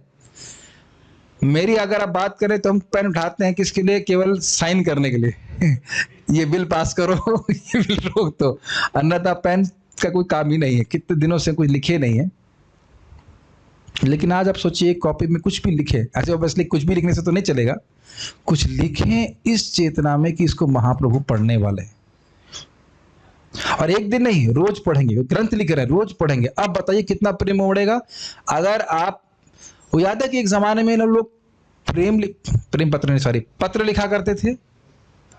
अच्छा चलो, हम लोग तो सब इसका अनुभव नहीं किए, हम आज तक कभी नहीं किए हैं, लेकिन अपनी प्रेमिका को लोग प्रेम पत्र लिखते हैं कि नहीं लिखते हैं? अब आजकल क्या लिखते हैं नहीं पता, लेकिन व्हाट्सएप कर देते हैं, ईजी है। लेकिन जो पत्र लिख रहा है तो सोचता है ना, उसकी भावना आती है ना कि ये पत्र मेरा प्रेमी पढ़ेगा या प्रेमिका पढ़ेगी, वो देखेगी, उसे हाथ से पकड़ेगी। Is it not? तो आप कहेंगे ये लीला बहुत छोटी सी है, लेकिन या बहुत सिंपल सी घटना है या सिंपल सी बात है, लेकिन सोचिए अपने हाथ से, पहली बात इंक नहीं हुआ करती थी, पता नहीं कैसे लिखते होंगे, बड़ी कठिनाई से ताल पत्र पे लिख रहे हैं, और एक एक अक्षर को महाप्रभु के पास रख करके उसको अप्रिशिएट करते हुए महाप्रभु कह रहे हैं रत्न बाहु, तुम्हारे हाथ जो है रत्न के समान है। और वह लिखेंगे और महाप्रभु उसको पढ़ते हैं। ये बात ध्यान रखिएगा कि महाप्रभु भगवान हर भक्त की सेवा को विशेष रूप से स्वीकार करते हैं। वह कर्णामृत प्रभु की कुकिंग को भी प्रेम से खाते हैं, और श्रीनाथ जी प्रभु जी की भी। श्रीनाथ जी प्रभु हरे कृष्ण प्रणाम तो खा लिए, अब कर्णामृत प्रभु का भोजन स्वीकार करने में क्या दिक्कत होगी? नहीं, वो भूखे हो जाते हैं फिर से। कर्णामृत प्रभु इडली बनाते हैं, बहुत अच्छी इडली बनाई है, और आप जो बनाते हैं दही चावल जो भी कुछ बनाते हैं वो भी बहुत खुशी से खाते हैं। और ऐसा नहीं कि जो घर दूसरे घरों में भगवान को भोग लगा रहे हैं वहां कहेंगे अरे मेरा पेट भर गया और नहीं खा सकता। कभी सबका भगवान प्रेम स्वीकार करते हैं, इसलिए कोई दिक्कत नहीं है। प्रेम देने की दिक्कत हमारी तरफ से है, उनकी तरफ से स्वीकार करने में कोई दिक्कत नहीं है। बहुत सुंदर बात महाराज बोल रहे हैं, बहुत सुंदर बात, मुझे बहुत अच्छी लगी थी कि भगवान कृष्ण यहाँ गोलोक में वो चलते हैं, और चलते हैं तो उनके जो पाँव हैं उसमें पैजनिया बोलेंगे उसको, पैजनिया या पायल छम छम करती है, तो उसको सुनते हैं, छम छम, वाह, फिर चलेंगे, फिर छम छम छम छम, फिर सुनते हैं, बड़ा अच्छा लगता है, फिर छम छम करते हैं, फिर चलते हैं। तो एक आचार्यगण कहते हैं कि ये सूचित कर रहे हैं भगवान अपनी लीला से कि जो मेरे चरणों में पड़ा रहता है उसके कीर्तन को भी मैं बड़े प्रेम से सुनता हूँ। कितना सुंदर बात है ना। जो मेरे चरणों में भक्त पड़े रहते हैं, ऐसा नहीं कि उनके कीर्तन को मैं ध्यान नहीं था, वो जप कर रहे हो, भजन कर रहे हो तो हम देखे ही नहीं, ऐसा नहीं होता है। पहले दिन से ही सुनते हैं। बहुत अच्छा बात लग रहा था। तो मैं खाली बोल रहा था कि छोटी से छोटी सेवा को कितना भक्त प्रेम से कर रहे हैं और भगवान उसको बड़े प्रेम से स्वीकार करते हैं। ऐसे ही रूप गोस्वामी, आप पढ़ेंगे चरितमृत में, कब पढ़ेंगे? जब मैं पढ़ाऊंगा। मुझे पता है आप लोग आलसी हो, पढ़ने वाले नहीं हो, लेकिन पढ़ाऊंगा, घबराओ मत। अभी भगवान की कृपा से इतनी जल्दी मरने वाले नहीं हो, लंबी आयु है। तो वहां पे वो बोल रहे थे उसमें कि तुम्हारी जो राइटिंग है वह भी एकदम क्या कहते हैं, कौन से अक्षर से तुलना करते हो, मणि के समान है। जहां तक मुझे याद आ रहा था, मणि के समान है। जो लिखे वो तो अर्थ तो अलग है ही, जो लिखा है वह भी एकदम सुंदर सुंदर अक्षर में श्रील रूप गोस्वामी पाद लिखते हैं। तो इस प्रकार से महाप्रभु अप्रिशिएट करते हैं अपने भक्तों को। अकिंचन प्रभुर प्रिय कृष्णदास नाम, 28वीं शाखा थे कृष्णदास, जो महाप्रभु को अत्यंत प्रिय थे, उनका नाम अकिंचन कृष्णदास था। अभी भी ईमानदारी के 20 मिनट हैं, तो इसलिए हम लोग चलते हैं आगे। हा, ये तो हमारे फेवरेट डिवोटी। खोला बेचा श्रीधर प्रभुर प्रियदास, जहां सने प्रभु करे नित्य परिहास। तो खोला बेचा श्रीधर जो है उनका इसमें बता रहे हैं कि केले का बगीचा था, तो वृक्षों के पत्ते छिलके इत्यादि वह बेच करके अपना निर्वाह करते, और 50% गंगा जी की पूजा में करते और 50% में अपनी जीविका चलाते। आप समझ सकते हैं कि कितने गरीब रहे होंगे। और देखिए कितनी सिंपल सी बात है। सन्यास जब महाप्रभु ने ग्रहण किया तो इन्हीं खोला बेचर ने कद्दू ला के दिया। अब बताओ ये कोई विशेष बात है? महाप्रभु के लिए कद्दू ला के दिया, इसमें कौन सा विशेष बात है? क्या विशेष है? बताओ क्या विशेष है? प्रेम। जो प्रेम दिया उस कद्दू की, फिर माता शची ने खीर बनाई। करना मत, कद्दू खीर बनाने आती है आपको? नहीं। ये बेचारे फंस जाते हैं, कुछ खाने बनाने का बात आ गया उन पे लोड आ जाता है। लेकिन लाल वाला नहीं, शायद हरे वाला, मुझे नहीं पता, लेकिन कद्दू की खीर बनाते हैं, आया है, ट्राई कीजिएगा, एकादशी में ट्राई कर सकते शायद। तो कद्दू की खीर महाप्रभु की सन्यास के समय बनी। वैसे सन्यास, जिस दिन सन्यास का दिवस होता है ना महाप्रभु का, उस दिन जरूर कद्दू की खीर बननी चाहिए। आज तक कभी किसी ने ट्राई नहीं किया, लेकिन ईमानदारी की बात है, बननी चाहिए, क्योंकि महाप्रभु के सन्यास के समय ऐसा बना था। अब क्या परिहास करते जरा देखिए। महाप्रभु मतलब निमाई पंडित के रूप में उनके पास जाते और कहते ये कितने का है, वो कितने का है, ये कितने का है।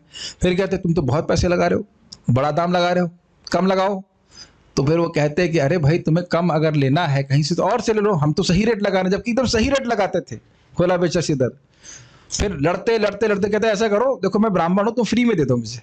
तो इस तरह रोज निमाई पंडित के रूप में रोज 2 घंटा झगड़ा करते उनसे। ऐसे ही फिर जब वो 21 प्रहरी लीला हुई तो खोला बेचा श्रीधर से महाप्रभु बोले, खोला बेचा क्या चाहिए तुमको क्या तीनों राज्यों का, सॉरी तीनों लोगों का वैभव चाहिए? क्या तुम्हें अष्ट सिद्धियां चाहिए? तो कहते हैं ना, मैं तो यही चाहता हूं कि वो ब्राह्मण बालक हमेशा मेरे पास आए और मुझसे उसी प्रकार झगड़ा करे जैसे वो करता था। आप बताइए, ऐसे भक्त जब कुछ बोलेंगे तो भगवान क्या करेंगे? भगवान आपसे सामने है और बोल रहे हैं कि मुझे जो चाहिए तुम ले लो मुझसे।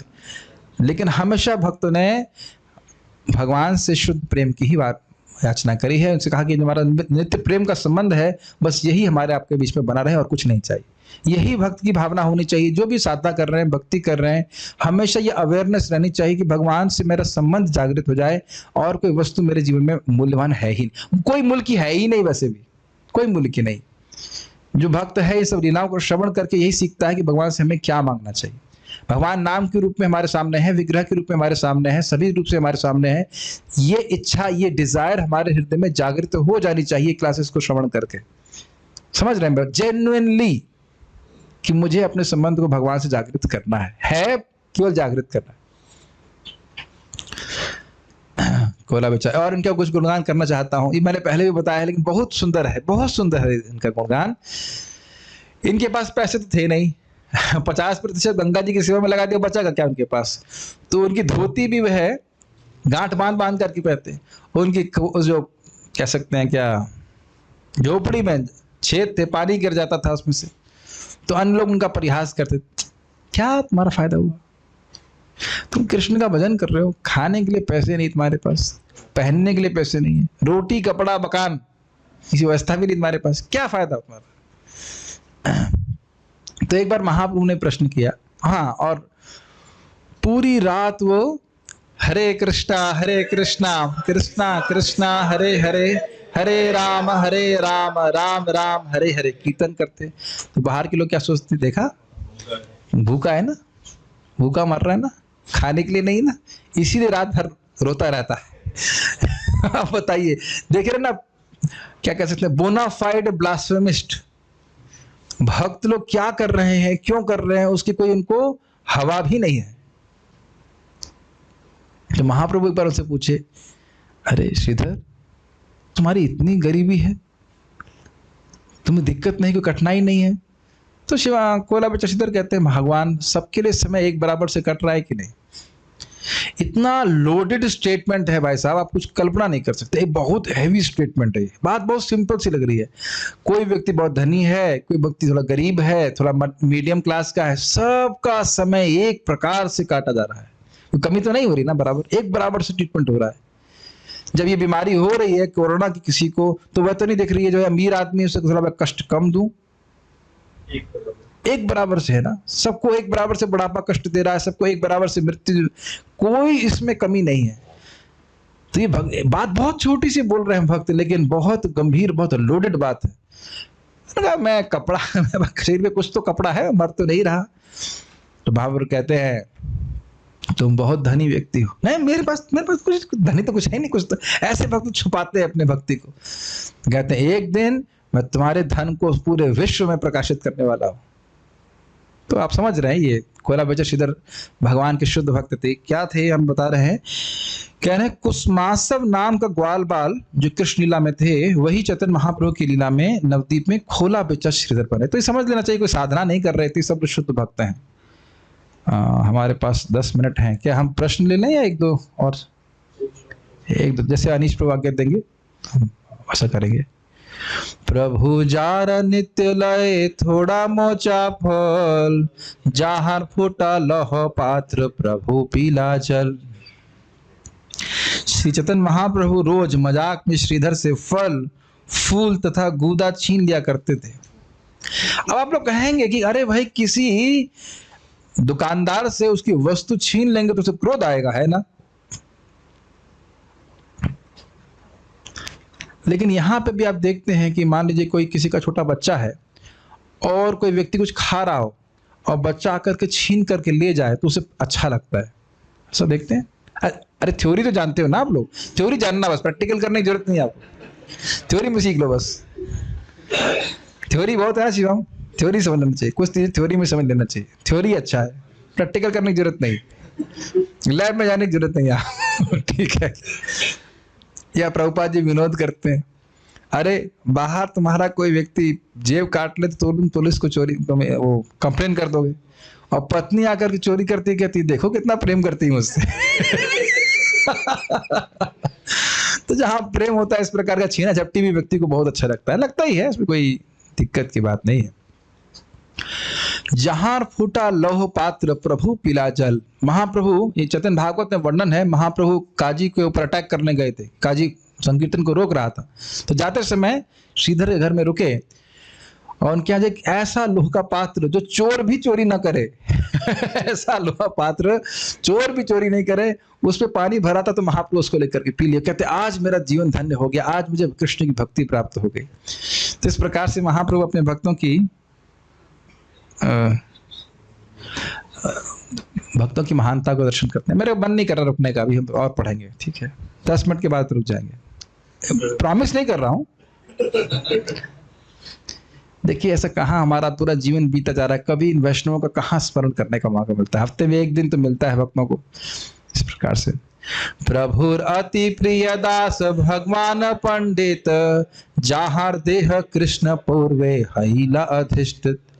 तो भगवान के अति प्रिय पार्षद हुए भगवान पंडित, इनके बारे में कुछ पढ़ा नहीं है देख, और यहाँ पे भी कुछ लिखा नहीं है, लेकिन बोल रहे हैं कि वे भगवान को अपने हृदय में सदा ही अधिष्ठित रखते थे। यही बहुत बड़ी बात हो गई, हृदय उतना प्रेम से भरा हुआ है कि कृष्ण उनके हृदय में हमेशा विद्यमान रहते थे। जगदीश पंडित और हिरण्य महाशय, जारे कृपा कले बाल्य प्रभु दयामय। ये बड़ा सुंदर है, इसको पूरा पढ़ लेते हैं, उसके बाद बताता हूँ। जगदीश पंडित और हिरण्य पंडित महाशय थे, इन पे भगवान महाप्रभु ने बचपन में बहुत कृपा करी। हाँ, महाप्रभु ने अपने बाल लीला में बहुत कृपा करी थी। क्या कृपा करी थी बताऊंगा अभी। ए दुई घर प्रभु एकादशी दिने विष्णुर नैवेद्य मांगे खाइला अपने। इन दोनों के घर में महाप्रभु ने एकादशी के दिन में विष्णु को अर्पित भोग उसको मांग करके खाया। अब हुआ क्या था जरा समझिए। एक दिन एकादशी थी और इनका यानी कि जगदीश पंडित और हिरण्य पंडित, ये दोनों भाई थे, इनका घर थोड़ा दूर है, काफी दूर था। और महाप्रभु रोने लगे कि उनके यहाँ बहुत अच्छा भोग बन रहा है, वह मुझको दीजिए। ध्यान दीजिएगा कि वह अन्न वाला भोग था, रस इत्यादि था। और एकादशी के दिन तो अन्न नहीं ग्रहण करते हैं, बचपन की बात है। और समझ लीजिए कि महाप्रभु भगवान है, वो कुछ भी कर सकते हैं। हमको इस प्रकार से रोना नहीं चाहिए। और एकादशी वाले दिन मंडवा से अन्न नहीं खाने के लिए चाहिए। अन्न खाएंगे तो बहुत रोना पड़ेगा बाद में, ठीक है। तो उनने मांगा। अब उन लोगों को बड़ा आश्चर्य हुआ कि इस बच्चे को कैसे मालूम चला कि वहां पे सब इस प्रकार का भोग बन रहा है। तो जो भी है वहां लाया गया, निमाय पंडित को खिलाया गया, तब वह संतुष्ट हुए। तो यहाँ बोल रहे हैं कि ये लीला में कौन है, ये जो ब्राह्मण पत्नियां थीं जिनका भोजन भगवान कृष्ण बलराम जी ग्रहण किए थे, वही जगदीश पंडित और हिरण्य पंडित के रूप में अवतरित हुए। तो बार बार आप देख रहे हैं जो भगवान कृष्ण की लीला में थे वो गौरांग महाप्रभु की लीला में आ रहा है, ठीक है। एक पढ़ के मैं रुक जाता हूँ, बस 5 मिनट बाकी हैं। प्रभुर पढ़ो या दुई पुरुषोत्तम संजय, व्याकरण दुई शिष्य दुई महाशय। प्रभुर पढ़ोया का मतलब हुआ प्रभु के वो दो शिष्य थे, संजय पुरुषोत्तम तथा संजय नामक। पुरुषोत्तम संजय एक व्यक्ति नहीं है, यहाँ पे प्रभा तात्पर्य में लिखते हैं पुरुषोत्तम संजय और मुकुंद संजय के पुत्र थे। तो पुरुषोत्तम और संजय नामक महाप्रभु के 2 शिष्य थे जो व्याकरण में सिद्धहस्त थे, वे महापुरुष थे, भगवान के शुद्ध भक्त थे। तो अभी मैं कुछ प्रश्न ले लेता हूँ, फिर उसके बाद हम रुक जाते हैं। कोई प्रश्न है या कुछ बात है तो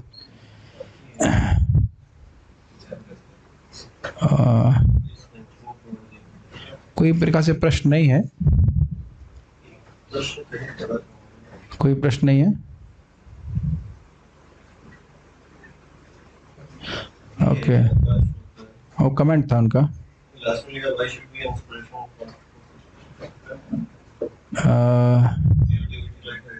डायरी एंट्री करते हैं स्कूल में, हाँ वो लिखने के, ठीक है। लेकिन वो मुरारी गुप्त की तरह कड़चा नहीं है। महाप्रभु के बाल लीला का वर्णन अपनी डायरी में कड़चे में लिखे थे, तो उस तरह से नहीं है। कद्दू की खीर, हाँ ठीक है, कद्दू की, ओके। और कुछ है?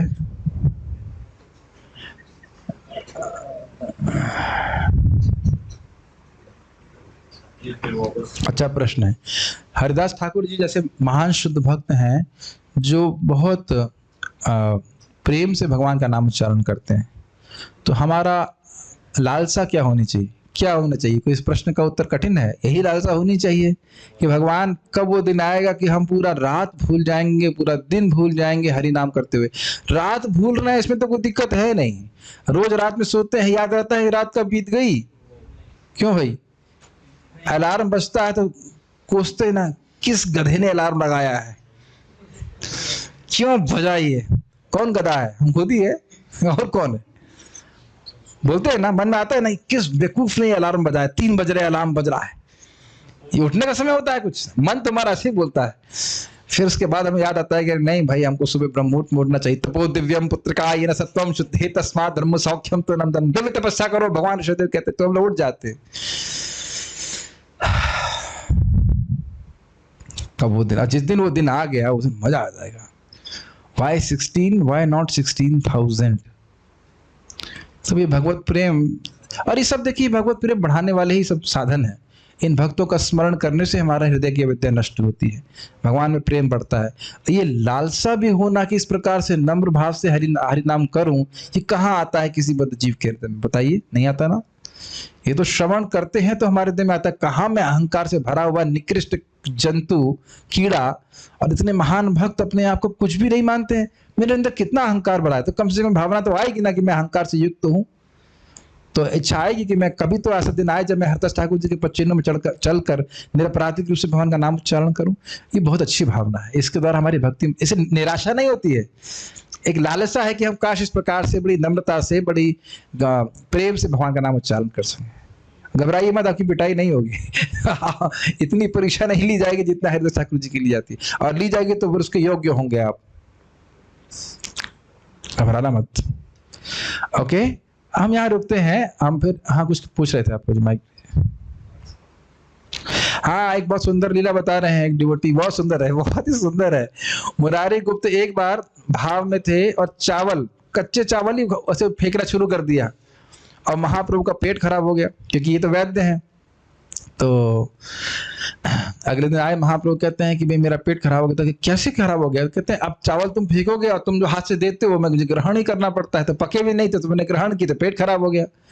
तो फिर मुरारी गुप्त उनको जल देते थे कि जब इनडाइजेशन हो जाता है तो जल पीने से वो डाइजेशन ठीक हो जाता है क्या लीला, केवल चावल ऐसे फेंक रहे हैं भाव में, और उनकी पत्नी जान रही है कि ये महाभागवत है, ये कुछ विशेष लीला में चावल ऐसे फेंक रहे हैं और महाप्रभु उसको ग्रहण कर रहे हैं। महाप्रभु देख नहीं रहे हैं, लेकिन ग्रहण कर रहे हैं। करना भी प्रभु, डोंट इमिटेट इन डिवोटी के चेन ये क्या हो गया, चावल फेंकना शुरू कर दिया तो लेकिन जिस दिन प्रेम प्राप्त हो जाएगा हमको सब कुछ हो जाएगा। लेकिन ये अद्भुत लीला है इस प्रकार से। हाँ, कह रहे थे आप? प्रभु जी शुरू में एक लीला बता रहे थे आपके, महाप्रभु उनको बोले थे कि मैं उनकी आपके वाणी में आऊंगा जब भी आप। हाँ, तो हम भी तो हरे कृष्ण मतलब बोलते हैं, तो आप बताते हैं कि मतलब उस समय भगवान आते हैं हमारी जीवा पे। What is the difference? Difference ये है कि हम उसकी मधुरता को अनुभव नहीं करते। अभी आपका पता नहीं कैसा अनुभव है कि नहीं, जब भी कभी कीर्तन लीड करने के लिए बोलते हैं तो व्यक्ति कभी कभी खुद ही बोर हो रहा होता है कीर्तन करते समय। वो सोचता है कि सामने वाले क्या सोच रहे हैं मेरे कीर्तन के बारे में। प्रभुपाद जी हरे कृष्णा ऐसे करते 3 घंटे कीर्तन करते थे एक ही ट्यून में, बिना मृदंग के। एक अलग अद्भुत। अब देखिए वो उस कीर्तन से कोई बोर तो नहीं हो रहा है। ये होता है, कभी देखिएगा कीर्तन लीड कर रहा है व्यक्ति खुद ही बोर हो रहा होता है, क्योंकि उसकी, अब ऐसे नेगेटिव बातें नहीं बोलना चाहिए, लेकिन उसका मुख्य उद्देश्य कृष्ण को प्रसन्न करना नहीं होता है। बहुत बार केवल इसलिए होता है कि वो केंद्र में रहे, लोग देखें। लेकिन कृष्ण की प्रसन्नता के लिए केवल कीर्तन किया जाए तो वो अलग ही होता है। पता नहीं मैं समझा पा रहा हूं कि नहीं।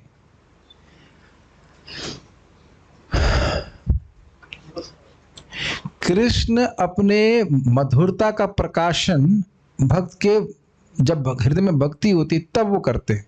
नाहम प्रकाश सर्वस्य योगम आय समावृतः मूढ़ोयम नाभिजानाति लोको माम अजम अव्ययम। जो व्यक्ति भक्त नहीं है वह भगवान के संपर्क प्राप्त करके भी भगवान की उपस्थिति का अनुभव नहीं कर पाता। मैं ये नहीं कह रहा हूं कि हमारे कृष्ण मंत्र करते तो कृष्ण नहीं है, कृष्ण है, लेकिन उनकी मधुरता का अनुभव हम पूर्ण रूप से तो नहीं कर पा रहे। कभी कभी जब ऐसा होता है ना कि आप पूरी दुनिया को भूल जाते हो, कुछ भी नहीं मतलब है, कोई देख रहा है, कोई सुन रहा है, कोई मतलब नहीं, चाप पूरा है, बहुत अच्छा लग रहा है। आप सोचिए अगर हमेशा ऐसा अनुभव होगा तो कैसा अनुभव होगा, बताइए आपको। जैसे आप वो शायद वो पिक्चर देखे होंगे, उसमें गा रहे हैं तुकाराम जी, पांडुरंग ध्यानी, और ऐसे गाते हैं, ऐसे पूरा आंख बंद कर गा रहे हैं, उतना सुंदरता से गा रहे हैं, लगता पूरा एकदम आत्मसात हो गए कृष्ण, कुछ और चित्त कहीं जा नहीं रहा, बाहर से कोई मतलब नहीं है। इस प्रकार का भाव, जैसे एक एग्जाम्पल समझिए, ये आप समझ जाएंगे। हरिदास नाम के एक भक्त हुए यहाँ पे, जो जानते हैं बहुत अच्छे भक्त हुए, तानसेन जी के गुरु जी थे। तानसेन जी से एक बार अकबर जी ने पूछा कि तुमसे बड़ा भी कोई श्रेष्ठ कोई गायक है? तो उन्होंने कहा है, लेकिन वो आपके लिए नहीं गाएंगे। सुने इस कथा को आप, फिर भी मैं कहूंगा। और तानसेन जी इनको बोले एकदम साधारण कपड़ा पहन करके आप आइए तो मेरे साथ में। तो आए, हरिदास ठाकुर जी से, हरिदास ठाकुर नहीं, हरिदास जी उनके जो गुरु थे, भक्त थे, वैष्णव थे, महाभागवत थे। और उनको तानसेन जी कहे कि मैं इस रात को ठीक से समझ नहीं पा रहा हूँ, जानबूझ के से बोले। तो बोले अच्छा ठीक है गाओ। तो कुछ गा रहे थे, कुछ जानबूझ के गलती की तानसेन जी। सुने बहुत सुंदर है, ऐसे नहीं ऐसे नहीं। तो फिर वो वीणा लिए और उसको बजाने लगे, और वो जब गाने लगे तो अकबर जी मूर्छित हो गए। मूर्छित हो गए वो। तो उन्होंने कहा कि यह बाद में जब उनको मूर्छा बाहर आए होंगे तो उन्होंने कहा कि ये कैसा अद्भुत गान था। तो तानसेन जी ने कहा कि ये मेरे तरह आप जैसे बादशाहों के लिए नहीं, अपितु बादशाहों के भी बादशाह भगवान कृष्ण के लिए गा रहे हैं, प्रेम से भर के गा रहे हैं। तो इस कारण से इस प्रकार का प्रभाव देखा गया। तो कीर्तन तो बहुत कर रहे हैं, कथा भी बहुत लोग कर रहे हैं, बहुत सारे ग्रंथ बहुत से लोगों ने लिखे हैं। प्रभुपाद जी ग्रंथ इतने विशेष क्यों हैं, जरा बताइए। प्रभुपाद जी इस बात को बोलते हैं, खुद ही बोले, because I relish what I right, that's why they like my purpose. कुछ समझ में आ रहा है, पता नहीं समझ में आ रहा है कि नहीं आ रहा। तो जो व्यक्ति भगवान की भक्ति से जितना आगे बढ़ा, वही तो हम चर्चा कर रहे थे ना, जरासंध भी भगवान को देखा नहीं सुख मिला ना, भगवान को ही देख रहा था ना, लेकिन वही सुदामा ने देखा तो कितना उसको प्रेम प्राप्त लगा भगवान से। तो जिसकी जितनी भक्ति होती है उतनी मात्रा में भगवान अपने सुख को, अपने नाम रूप गुण लीला आदि के सुख को उसमें प्रकट कराते हैं। नहीं तो हरे कृष्ण मंत्र हम कर ही रहे हैं, लेकिन 16,000 क्यों? आप तो, हम तो ये प्रश्न कर रहे हैं 16 क्यों? ये भी मन में आता है ना कभी कभी, 16 क्यों बोला करने के लिए, 8 में काम चल जाता अच्छा रहता, ये 4 में नहीं चलेगा क्या? खैर तो नेगेटिव नहीं बोलना चाहता हूँ। तो हर बुखार की स्थिति है, भक्ति करते रहेंगे तो एक दिन ऐसी स्थिति आ जाएगी। तो नाम तो उच्चारण हो रहा है, उसमें कोई संदेह नहीं है, लेकिन नाम का अनुभव व्यक्ति को उसी प्रकार उतनी मात्रा में होगा जितनी मात्रा में उसकी भक्ति बढ़ी हुई। तो निराश होने की जरूरत नहीं, भक्ति करते रहेंगे तो अच्छा लगेगा, इसमें कोई बड़ी बात नहीं है।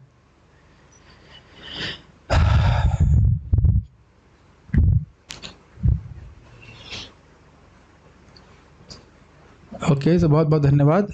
श्रीमन चैतन्य महाप्रभु की जय, श्रील प्रभुपाद की जय, ताई गौर प्रेमानंदे।